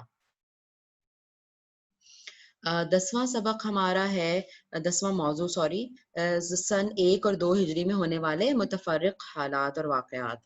یعنی سب سے پہلے تو یہ، کیونکہ اب دیکھیں 2 ہجری تک ہم نے دیکھ لیا غزوہ، لیکن بیچ کے کچھ جو امپورٹنٹ واقعات تھے وہ یہ تھے کہ آپ صلی اللہ علیہ وسلم نے جب مدینہ تشریف لائے تو مدینہ کی جو آب و ہوا تھی وہ مسلمانوں کو اتنی سوٹ نہیں کر رہی تھی، اور مسلمان تھوڑا بیمار بھی ہو گئے. حضرت ابوبکر صدیق رضی اللہ تعالیٰ عنہ بھی ایون بیمار ہو گئے. تو پھر آپ صلی اللہ علیہ وسلم نے دعا کی، ٹھیک ہے، مدینہ کی آب و ہوا کے لیے کہ وہ ہمیں مدینہ کی محبت ہمارے دل میں ویسے ہی پیدا کر دے جیسے مکہ سے ہم محبت کرتے ہیں، اور اس کی جو ہے صحت افزا آب و ہوا ہو جائے، اس کے جو ہے برکت دے، اس کے ساع میں اور مد میں، یعنی اس کے اوزان میں، یعنی تجارت میں برکت دے ہمارے لیے. ٹھیک ہے. اور اس کے ارد گرد کے علاقوں کو. تو پھر ایون میرا خیال ہے یہ گزر بھی چکا ہے پہلے بھی، کہ جیسے حضرت ابراہیم علیہ السلام نے مکہ کے لیے دعا کی تھی کہ مکہ کو اللہ تعالیٰ امن والا شہر بنا دے، اور اس کے جو ہے پھلوں کی کثرت ہو، اور یعنی ہر طرح کی ہے نا دعا مکہ کے لیے کی تھی. تو آپ صلی اللہ علیہ وسلم نے پھر مدینہ کے لیے دعا کی. اور دوسری اس کے میں ہے کہ پہلی ہجری میں ہی حضرت عائشہ رضی اللہ تعالیٰ عنہا کی رخصتی بھی ہوئی. ٹھیک ہے. شوال 1 ہجری میں حضرت عائشہ رضی اللہ تعالیٰ عنہا آپ صلی اللہ علیہ وسلم کے ازواج مطہرہ کے طور پہ آپ صلی اللہ علیہ وسلم کے گھر حجرہ مبارک میں شفٹ ہوئی. ٹھیک ہے. اس وقت آپ صلی اللہ علیہ وسلم کی عمر 9 سال تھی، اور ہجرت کے پہلے ہی سال میں اذان بھی شروع ہو گئی. دیکھیں مسجد تو بن گئی نا، تقریباً 7 مہینے لگے مسجد نبوی کو بننے میں، آتے ہی سب سے پہلے یہی کام ہوا. اور پھر جب مسجد نبوی بن گئی تو پھر اذان کا سسٹم ڈیولپ کیا گیا. ڈیٹیل کا ٹائم نہیں ہے کہ کیسے ہوا. عبداللہ بن زید کو خواب میں دکھایا گیا تھا، اور پھر حضرت عمر رضی اللہ تعالیٰ عنہ نے بھی دیکھا تو آپ صلی اللہ علیہ وسلم نے اسی کو فائنل کر دیا. ہجرت کے پہلے ہی سال یہود کے عالم عبداللہ بن سلام ایک بہت بڑے یہود عالم تھے عبداللہ بن سلام, انہوں نے بھی اسلام قبول کر لیا. اللہ اکبر. تو چاہیے تو یہ تھا نا, اور یہ بہت اچھی ان کی ریپیوٹ تھی, عبداللہ بن سلام کی بہت اچھی ریپیوٹ تھی یہودیوں میں. تو ان کو چاہیے تو یہ تھا کہ جب انہوں نے دیکھا کہ عبداللہ بن سلام نے کر لیا تو ہم سب بھی مان جائیں کہ بھئی وہ غلط تو نہیں کرے گا نا, کیونکہ اس نے پہچان لیا ہے. لیکن پھر بھی ظاہر ہے جس نے اسلام قبول نہیں کرنا تھا اس نے نہیں کیا. لیکن یہ ایک مسلمانوں کے فیور میں بہت بڑی چیز تھی کہ ایک عالم جو ہے وہ آپ وسلم کو پہچان کے اس نے اسلام قبول کر لیا. اس کے بعد حضرت عثمان رضی اللہ عنہ نے بئر روما خریدا. یہ ایک کنواں تھا, جب مسلمان مدینہ آئے تو وہاں پینے کے پانی کی بہت کمی تھی, ٹھیک ہے, اور یہودی ایک تھا اس کے پاس یہ روما کا کنواں تھا. بئر کا مطلب کنواں ہوتا ہے, بئر روما. تو روما کا کنواں وہ بہت مہنگا پانی بیچتا تھا مسلمانوں کو, ٹھیک ہے, یہودی تھا اور وہ بیچتا تھا پانی. اور ظاہر مسلمان تو آپ کو پتا ہے پہلے ہی بڑی فقر کی حالت میں تھے, غربت کی حالت میں تھے. تو حضرت عثمان رضی اللہ تعالیٰ عنہ نے یہ کنواں خریدا, جتنی اس نے قیمت مانگی, منہ مانگی قیمت دے کے اس کو خریدا, اور پھر اس کو مسلمانوں کے لیے فری وقف کر دیا کہ وہ فری پانی یہاں سے پیئیں. سبحان اللہ. اسی وجہ سے دیکھیں ان کو عثمان غنی ٹائٹل ملا ہوا ہے کہ بہت انہوں نے اپنا پیسہ اللہ کی راہ میں خرچ کیا. چھٹی بات ہے کہ شعبان 2 ہجری میں زکوٰۃ الفطر واجب ہوئی, ٹھیک ہے. روزے تو فرض ہوئے نا, تو پھر روزوں کے بعد فطرانہ, جس کو اپنی ہم سادہ زبان میں کہتے ہیں زکوٰۃ الفطر, وہ بھی 2 ہجری میں فرض ہوئی. رمضان کے روزے بھی فرض ہوئے, وہ ہم پہلے دیکھ چکے ہیں. غزوہ بدر کے بعد آپ صلی اللہ علیہ وسلم کی صاحبزادی رقیہ جو کہ حضرت عثمان کی زوجہ محترمہ تھیں, ان کا بھی انتقال ہو گیا غزوہ بدر کے بعد, رائٹ. تو یہ ایک یعنی افسوسناک واقعہ تھا. اور پھر آپ صلی اللہ علیہ وسلم نے ام کلثوم کی شادی حضرت عثمان رضی اللہ عنہ سے کر دی. ہجرت کے دوسرے سال ہی حضرت علی رضی اللہ عنہ اور حضرت فاطمہ رضی اللہ عنہ کا نکاح ہوا, ان کی شادی ہوئی. اور پھر پہلی عید الاضحیٰ بھی دوسری صدی کہہ رہی ہوں, سوری, دوسری ہجری میں ہوئی. پہلی عید الاضحیٰ یعنی پہلی عید الفطر, پہلی عید الاضحیٰ اور زکوٰۃ الفطر واجب ہونا, یہ سب کچھ, اور روزے فرض ہونا, یہ سب کچھ, زکوٰۃ فرض ہونا, یہ دوسری ہجری میں ہی ہوا. جب تھوڑے سے مسلمان سیٹل ہو گئے تو پھر دیکھیں دوسری ہجری میں یہ ساری عبادات وغیرہ فرض ہوئی. اور آپ صلی اللہ علیہ وسلم نے پہلی عید الاضحیٰ میں 2 مینڈھے ذبح کیے. ٹھیک ہے, تو یہ ہمارا 10واں ٹاپک الحمدللہ ختم ہو گیا. اگر آپ لوگ اجازت دیں تو میں اگلے اس میں داخل ہو جاؤں. دیکھتے ہیں اگر ہم کچھ ٹائم اور تک, آدھا اگر وہ اگلے دن کا آدھا آج کر لیں اور آدھا کل کر لیں. چیٹ میں لکھ کے بتائیے ذرا مجھے, کیا کہتے ہیں آپ لوگ, ایگری کرتے ہیں؟ کچھ آدھے سے ٹاپک ہو سکتا ہے 5 ٹاپک آج کر لیں اگلے لیسن کر, پھر 5 کل ملا لیں گے.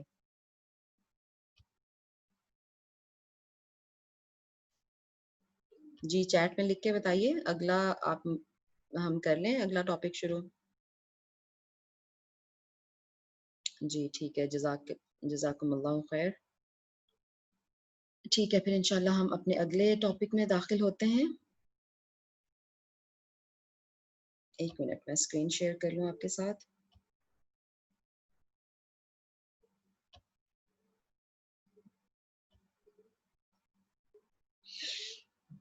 جی آپ بتائیے مجھے, اسکرین آپ کے پاس نظر آ رہی ہے آپ کو؟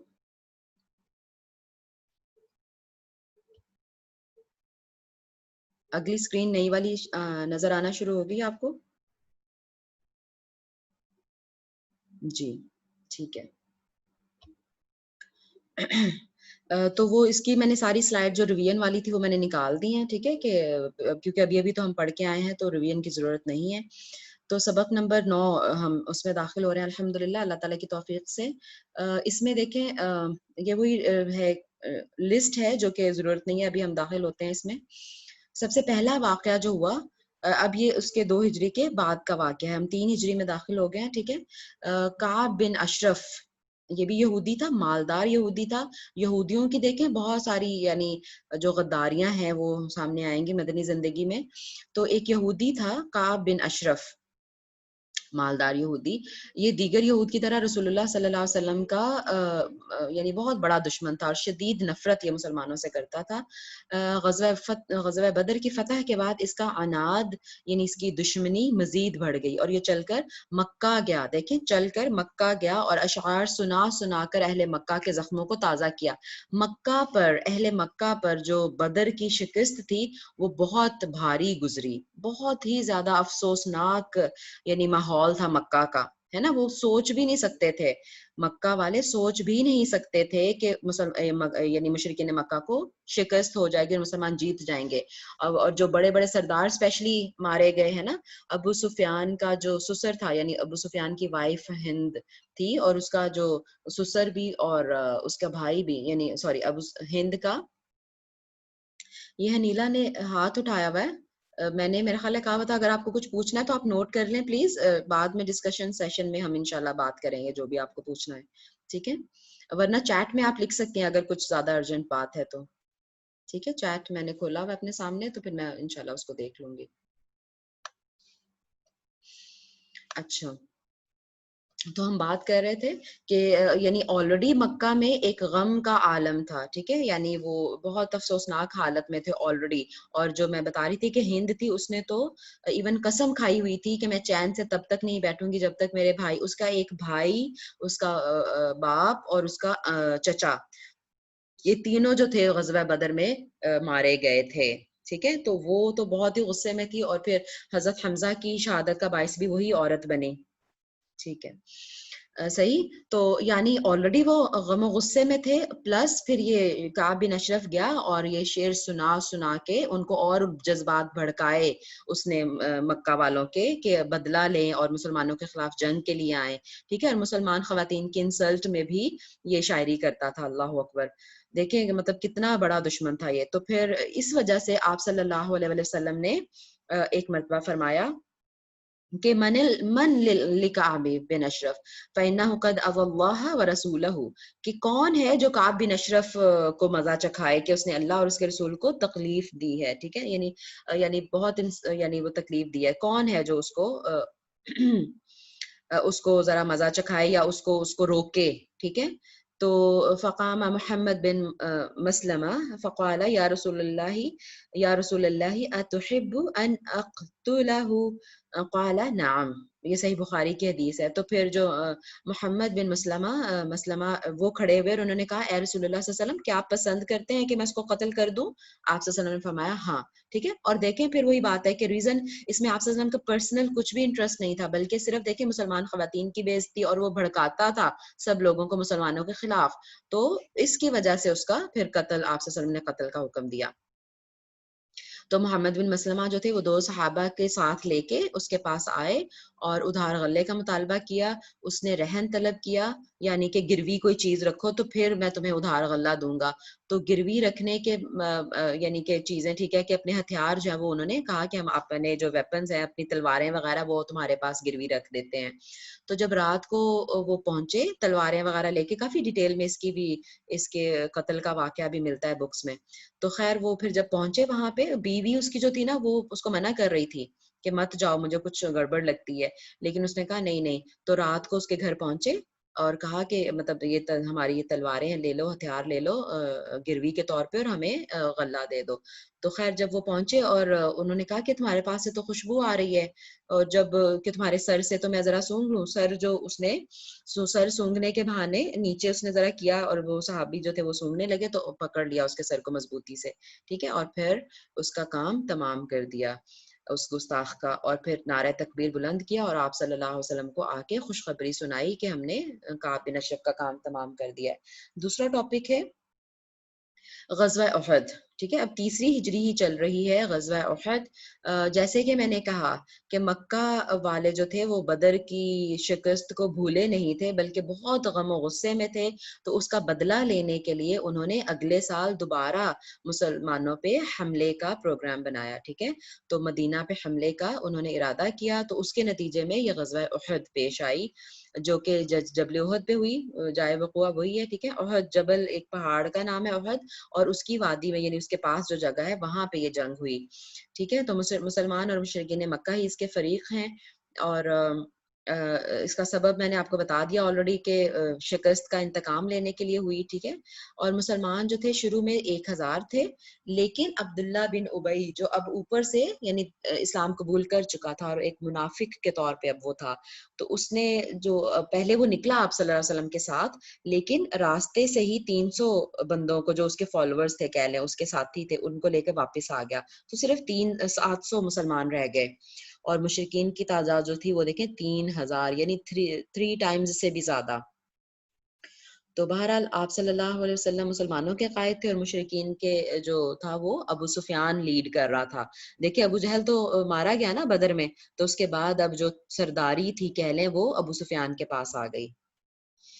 قرآن و حدیث میں اس غزوہ کا ذکر جو ہے وہ سورہ آل عمران، سورہ نساء اور سورہ انفال وغیرہ میں تفصیل سے ہمیں ملتا ہے کہ جب تمہاری دو جماعتیں پست ہمتی کا ارادہ کر چکی تھی، اللہ تعالیٰ ان کا ولی اور مددگار ہے، اور اسی کی ذات پر، پاک ذات پر مسلمانوں کو بھروسہ کرنا چاہیے. اب یہ غزوہ ایسا ہے، غزوہ احد، کہ جس میں مسلمانوں کو نقصان ہوا، اور بڑا یہ مطلب اس طرح کا رہا کہ شروع میں مسلمانوں کا پلہ بھاری تھا، ٹھیک ہے، یعنی مسلمان جیت رہے تھے، اور جو مشرکین مکہ تھے انہوں نے بھاگنا شروع کر دیا. لیکن ایک یعنی مسلمانوں سے ایک نافرمانی ہو گئی اللہ کے رسول صلی اللہ علیہ وسلم کی، ٹھیک ہے. یہ نتائج میں آپ کو بتا رہی ہوں. بعض صحابہ کرام رضوان اللہ علیہ مجمعین کی رسول اللہ صلی اللہ علیہ وسلم کی نافرمانی کی وجہ سے فتح جو تھی وہ نقصان میں تبدیل ہو گئی. اور نقصان وہ کیا تھا؟ نافرمانی کہ آپ صلی اللہ علیہ وسلم نے 50 صحابہ کو ایک وہ یعنی ایک وہاں پہ چھوٹی سی ہل ٹائپ تھی رمت کے نام سے، ٹھیک ہے، وہاں پہ 50 صحابہ کو آپ نے اپوائنٹ کیا کہ آپ لوگ ادھر ہی رہو گے، اونچائی پہ ان کو اپوائنٹ کر دیا، ٹھیک ہے. ایک چھوٹی سی پہاڑی سی تھی وہاں پہ رمت کے نام سے، اس پر آپ صلی اللہ علیہ وسلم نے ان کو اپوائنٹ کر دیا کہ اگر پیچھے سے حملہ کرنا چاہا. اب اس کی بھی اگر میں آپ کو مطلب یہیں پہ نوٹیشن سے اگر میں ڈرا کر کے دکھاؤں، ایک منٹ.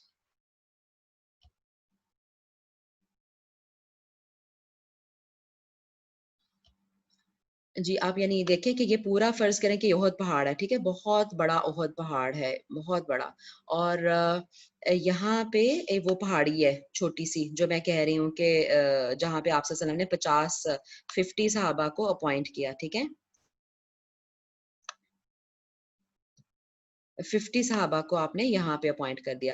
اور یہ والا جو پورا ایریا ہے نا، یہاں یہ میدان ہے جہاں پہ مسلمان ہیں، ٹھیک ہے، یہ پورا میدان. یہاں سے جو ہے وہ قریش حملہ کرنے کے لیے آ رہے ہیں، اور یہ ادھر سے مسلمان ہیں، ٹھیک ہے. یہاں پہ لڑائی ہو رہی ہے. تو جب ادھر سے تو حملہ نہیں کر سکتے اس طرف سے، کیونکہ یہاں پہ احد پہاڑ ہے نا بڑا، تو اس طرف سے نہیں آ سکتے. اور سامنے سے تو خیر جنگ ہو رہی ہے، لیکن اگر ادھر سے بھی پیچھے سے آنے کی کوشش کریں گے تو یہاں جو مسلمان موجود ہیں پہاڑی پر وہ حملہ کر دیں گے ان پر. تو یہ مسلمان یعنی پیچھے سے آ کے، ٹھیک ہے، ادھر سے مکنز جو ہیں وہ یہاں سے آ کے پیچھے سے اگر اس طرف سے مسلمانوں پہ حملہ کرنا چاہیں تو مسلمان محفوظ رہیں، یہ 50 صحابہ ان کی حفاظت کریں گے، ٹھیک ہے. لیکن کیا ہوا، اور جب یہ جنگ ہوئی یہاں پہ شروع ہوئی تو مسلمان بڑی اچھی تعداد میں جیت رہے تھے، اور مکہ والوں نے بھاگنا شروع کر دیا واپس مکہ کی طرف، ٹھیک ہے. لیکن جو یہ 50 صحابہ تھے، آپ صلی اللہ علیہ وسلم نے ان کو یہ کہا تھا کہ میدان جنگ میں آپ لوگوں نے نہیں آنا، آپ نے ادھر ہی رہنا، اپنی جگہ نہیں چھوڑنی. ہم جیتے ہارے، ایون الفاظ ملتے ہیں کہ اگر ہماری لاشوں پر گدھ بھی آ کے حملہ کر دیں آپ لوگوں نے نیچے نہیں اترنا. اللہ اکبر. جب تک میں حکم نہ دوں، جب تک میں نہ کہوں آپ نے نیچے نہیں اترنا پہاڑی سے. تو بہرحال وہ جب یہ مکہ والے بھاگنا شروع ہو گئے مشرکین مکہ، اور آپ صلی اللہ علیہ وسلم یعنی انہوں نے دیکھا ان صحابہ نے کہ مسلمان جو ہے وہ مال غنیمت سمیٹ رہے ہیں اب، اور مکہ والے تو بھاگ رہے ہیں. ان کو لگا کہ جنگ ختم ہے، اب یہاں پہ رکنے کا فائدہ ہی نہیں ہے، اب تو جنگ ختم ہے. آپ صلی اللہ علیہ وسلم نے تو جنگ کے دوران ہمیں کہا تھا کہ اترنا نہیں ہے، بے شک ہم ہار رہے ہوں یا جیت رہے ہوں. بہرحال تو انہوں نے جنگ ختم سمجھی اور نیچے اتر آئے. اور پھر کیا ہوا کہ یعنی مال غنیمت سمیٹنا شروع ہو گئے. اب یہاں پہ خالد بن ولید تھے جو اس وقت تک تو مسلمان نہیں ہوئے تھے. وہ انہوں نے دیکھا کہ یہ خالی ہو گئی ہے جگہ، تو انہوں نے پیچھے سے آ کے یہاں سے مسلمانوں پہ پیچھے سے حملہ کر دیا، ٹھیک ہے. اور اس وقت ظاہر مسلمان بالکل تیار نہیں تھے اس حملے کے لیے. اور پھر مسلمان 100 گھڑ سوار تھے اس کے ساتھ، جو یہ خالد بن ولید تھے اس وقت ان کے پاس 100 گھڑ سوار تھے، ٹھیک ہے. 3000 کا لشکر تھا ان میں سے، تو 100 جو تھے وہ الگ. پھر یہ جو 100 نے حملہ کیا آ کے مسلمانوں پر، مسلمان بالکل تیار نہیں تھے اس کے لیے، اور بہت پھر مسلمانوں کو نقصان ہوا. 70 مسلمان شہید ہو گئے. اللہ اکبر.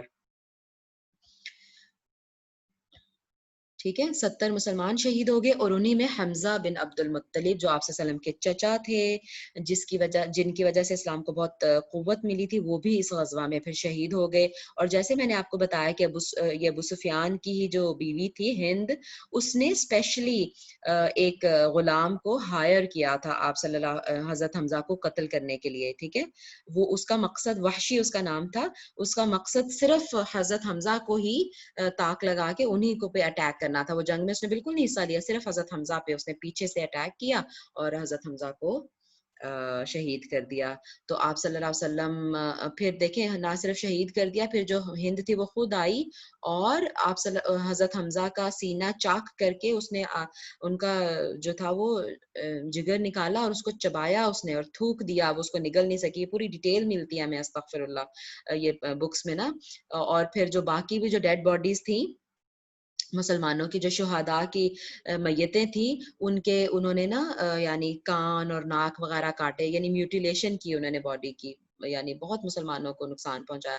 اور اس کے کہتے ہیں کہ اس کے یعنی ناک اور کان کاٹ کے مسلمانوں کی میتوں کے، اور اس کے انہوں نے ہار بنا کے پہنے، استغفر اللہ۔ یعنی آپ اندازہ کریں کہ کتنا غصہ ان میں بھرا ہوا تھا جس کو وہ ٹھنڈا کرنا چاہ رہے تھے۔ بدر کا کتنا غصہ تھا جس کو وہ اس طرح سے انہوں نے ٹھنڈا کیا۔ بہرحال استغفر اللہ، تو یہ اس میں مسلمانوں کو نقصان ہوا اور وجہ بنی کچھ مسلمانوں کی نافرمانی، ٹھیک ہے۔ تو یہ بہت واضح ہو گیا مسلمانوں کے لیے کہ اللہ تعالیٰ اگر مسلمانوں کی مدد کرے گا جنگوں میں تو وہ ان کی ایمان کی وجہ سے کرے گا اور ان کے رسول اللہ صلی اللہ علیہ وسلم کی تابع داری کی وجہ سے کرے گا۔ جب تک مسلمان اللہ اور اس کے رسول صلی اللہ علیہ وسلم کی فرما برداری میں رہیں گے تب تک اللہ تعالیٰ کی مدد آتی رہے گی، اور اگر وہ نافرمانی کریں گے تو پھر اللہ تعالیٰ پہ کوئی واجب نہیں ہے، اللہ کے ذمے نہیں ہے کہ وہ نافرمانی کے باوجود ان کی مدد کرے۔ بہرحال آپ صلی اللہ علیہ وسلم چونکہ موجود تھے تو آپ صلی اللہ علیہ وسلم بھی اس میں زخمی ہوئے، اور آپ صلی اللہ علیہ وسلم نے پھر یعنی فرمایا بھی میدان جنگ میں کہ اللہ اس قوم کے ساتھ کیا کرے گا جو اپنے نبی کا خون بہاتے ہیں، کیونکہ آپ صلی اللہ علیہ وسلم کا چہرہ مبارک پورا زخمی ہو گیا۔ اس کی بھی بہت ڈیٹیل ملتی ہے بکس میں کہ آپ صلی اللہ علیہ وسلم کا چہرہ مبارک زخمی ہو گیا، بے ہوش ہو کے گر گئے، اور پھر یعنی کافروں میں یہ افواہ پھیل گئی کہ آپ صلی اللہ علیہ وسلم شہید ہو گئے ہیں۔ اللہ اکبر۔ جب یہ افواہ پھیل گئی تو جو مسلمان تھوڑے بہت وہ لڑ بھی رہے تھے ان کی بھی ہمت ختم ہو گئی کہ اب ہم کیا کریں گے۔ پھر اللہ تعالیٰ نے وہ آیات نازل فرمائی کہ رسول اللہ صلی اللہ علیہ وسلم جو ہے وہ اللہ کے رسول ہیں صرف، اور اگر کیا وہ مر جائیں، یعنی ان کا نا ماتا، یعنی اگر وہ مر جائیں یا شہید ہو جائیں، مار دیے جائیں، تو کیا آپ اپنے پیروں پہ، اپنی ایڑیوں پہ پلٹ جائیں گے؟ رائٹ؟ یعنی اللہ، آپ تو اللہ کے لیے لڑ رہے ہیں، کیا آپ نبی صلی اللہ علیہ وسلم کے لیے لڑ رہے ہیں؟ نہیں، آپ اللہ کے لیے لڑ رہے ہیں اور اسلام کے لیے لڑ رہے ہیں۔ تو آپ پھر وہ صحابہ کو، خیر آپ صلی اللہ علیہ وسلم ان کو دوبارہ جمع کیا گیا اور دوبارہ ہمت باندھ کے انہوں نے لڑنا شروع کیا، اور پھر مکہ والے جو واپس گئے اور اس طرح سے یہ جنگ ختم ہوئی پھر۔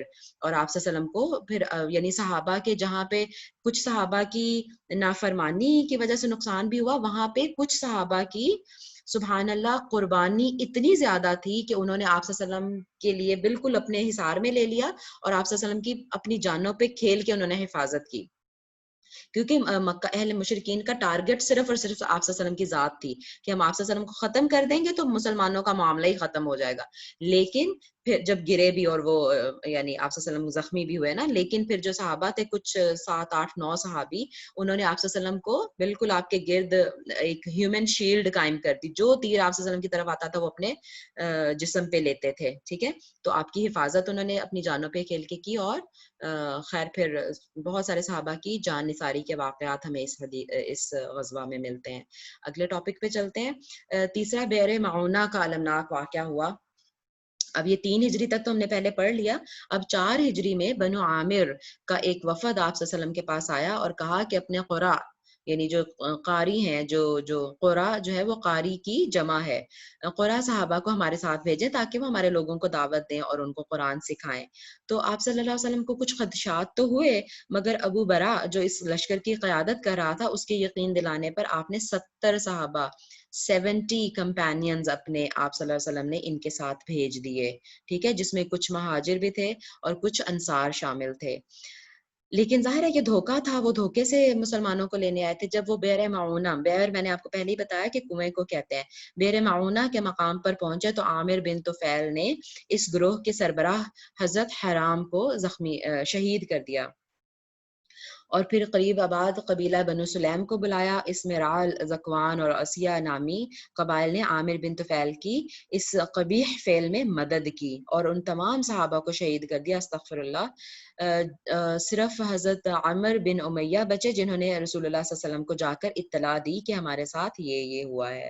تو یہ بہت یعنی دردناک اور بہت افسوسناک واقعہ پیش آیا کہ مسلمانوں کے 70 سبحان اللہ عالم دین قرا جو تھے وہ اس طرح سے شہید ہو گئے.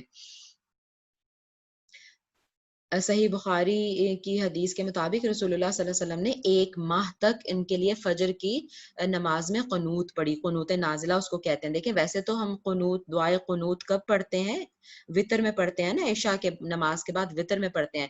لیکن اگر کچھ اسپیشل انسیڈنٹ ہو جائے، یعنی کافروں کی طرف سے حملے کا خطرہ ہو یا حملہ ہو، جنگ چل رہی ہو یا کوئی آفت نازل ہو جائے، تو اس کے لیے پھر یعنی کسی بھی وقت دعائے قنوت پڑھی جا سکتی ہے کسی بھی نماز میں. ٹھیک ہے، تو فجر کی نماز میں آپ صلی اللہ علیہ وسلم نے پورے 1 ماہ تک ان کے لیے پھر بد دعا کی.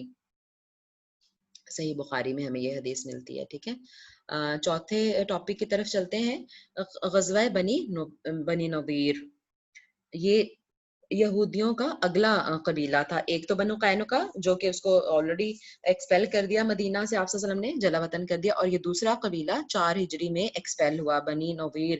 اور غزوہ کیا ہوا کہ مطلب ظاہر جنگ تو اس طرح نہیں ہوئی، لیکن آپ صلی اللہ علیہ وسلم نے ان کے بھی قلعوں کا محاصرہ کیا، ان کو گھیرا اور پھر انہوں نے بھی ہتھیار ڈال دیے. ٹھیک ہے، اسی طرح جس طرح بنی قینقاع کا واقعہ ہوا تھا. اس کی وجہ کیا تھی؟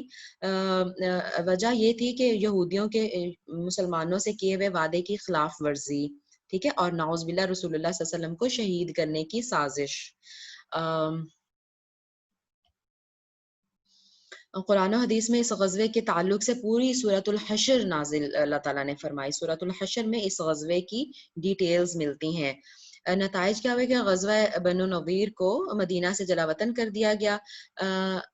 یہودی اسلحہ کے علاوہ جتنا سامان اونٹوں پر لاد کر لے جا سکتے تھے، آپ صلی اللہ علیہ وسلم نے ان کو اجازت دی کہ آپ لے جاؤ. ٹھیک ہے، سب لے کر بیوی بچوں سمیت یہاں سے نکل جاؤ. بس بنی نضیر کے ہتھیار، گھر، زمین، باغات رسول اللہ صلی اللہ علیہ وسلم نے اپنے قبضے میں لے کر آپ صلی اللہ علیہ وسلم نے انہیں مسلمانوں پر تقسیم کر دیا پھر، یعنی مال غنیمت کے طور پہ. ٹھیک ہے، اچھا تو اس میں مطلب آپ جو بڑی وجہ تھی نا، وہ آپ صلی اللہ علیہ وسلم کو قتل کرنے کی سازش تھی ان کی. ویسے بھی یعنی یہ لوگ قریش کے ساتھ ان کی ڈیلنگ رہتی ہی تھی، مسلمانوں کو ختم کرنے کے لیے، مسلمانوں کے خلاف ہی تھے یہ. ٹھیک ہے، اور پھر اسی چکر میں انہوں نے آپ صلی اللہ علیہ وسلم کو بلایا دھوکے سے، اور آپ صلی اللہ علیہ وسلم پر انہوں نے کہا کہ ٹھیک ہے جب ہم بات کر رہے ہوں گے تو کسی ایک بندے کو انہوں نے کہا کہ تم اوپر سے جا کے بڑا بھاری پتھر گرا دینا آپ صلی اللہ علیہ وسلم پر.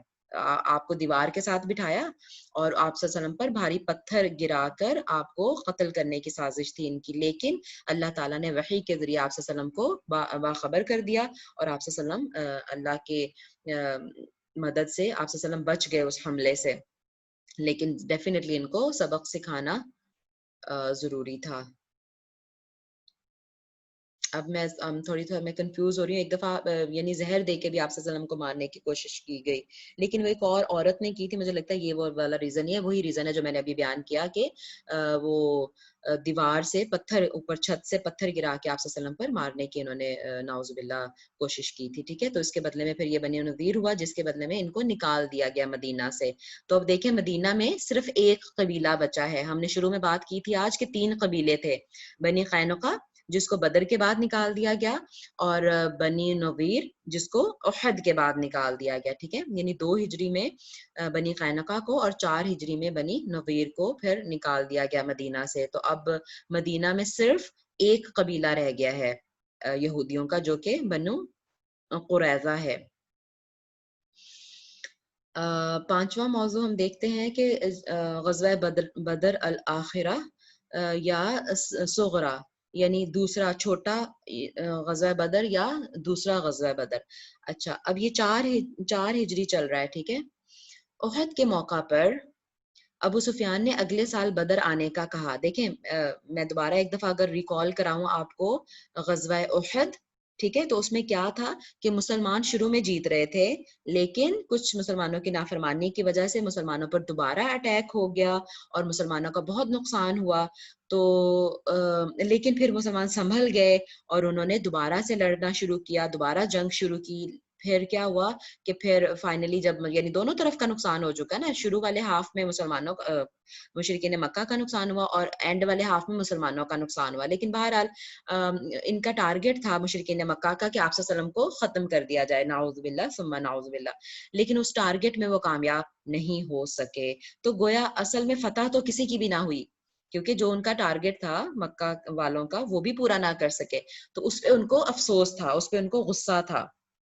تو ابو سفیان جو کہ اس وقت وہ لیڈر تھا اس لشکر کا، اس نے کہا کہ ٹھیک ہے، ہم ابھی تو بدر کا ہم نے بدلہ لے لیا ہے. ٹھیک ہے، ابو سفیان نے کہا کہ ابھی ہم نے بدر کا بدلہ لے لیا ہے، تو اب محمد صلی اللہ علیہ وسلم کو مزہ چکھانے کے لیے ہم اگلے سال دوبارہ آئیں گے. ٹھیک، کیونکہ مسلمانوں کے 70 کافروں کو مسلمانوں نے مارا تھا، ٹھیک ہے، بدر میں، اور انہوں نے 70 مسلمانوں کے شہید کر دیے احد میں. تو انہوں نے کہا کہ وہ بدلہ ہمارا پورا ہو گیا اور ہم اگلے سال دوبارہ آئیں گے.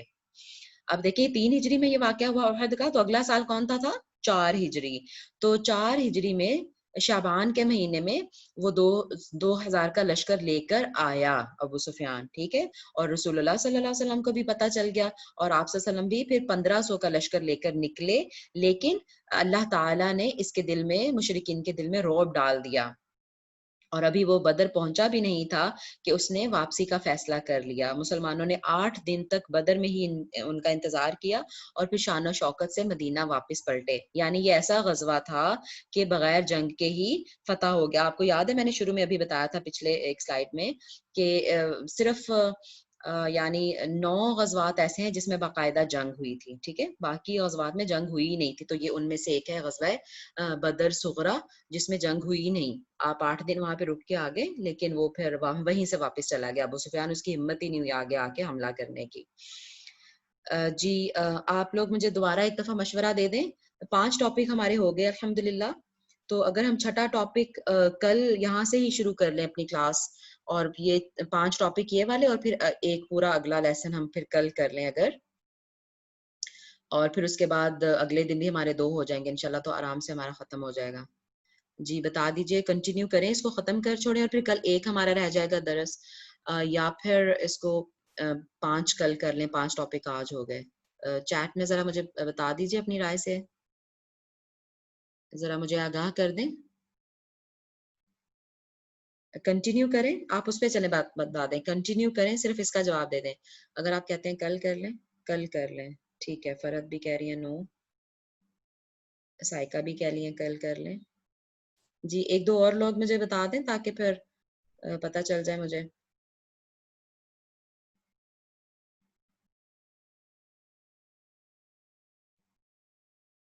ٹھیک ہے، چلیں انشاءاللہ کافی ٹائم ہو گیا. ٹھیک ہے، پھر یہاں سے ہم نے 5 ٹاپک آج کور کر لیے انشاءاللہ. تو 6ٹھے ٹاپک سے ہم اپنا کل آغاز کریں گے، کیونکہ غزوہ احزاب آ رہا ہے، اس میں بھی ڈیل. جزاکم اللہ خیر فار یور اوپینین، کہ آپ نے مجھے اوپینین دیا اپنا. اللہ تعالیٰ ہم سب کے لیے آسانی کرے، اور اللہ تعالیٰ آپ کو جزائے خیر دے جو جڑے ہوئے ہیں میرے ساتھ، صبح اٹھ کے میرے ساتھ جڑتے ہیں. بس ٹائم ہم نے یہ ڈیسائیڈ کیا ہوا تھا، اور اللہ تعالیٰ ہماری ان کوششوں کو قبول کرے جو ہمارے اس کے دین کی محبت کے طور پہ اللہ تعالیٰ ان کو قبول کرے.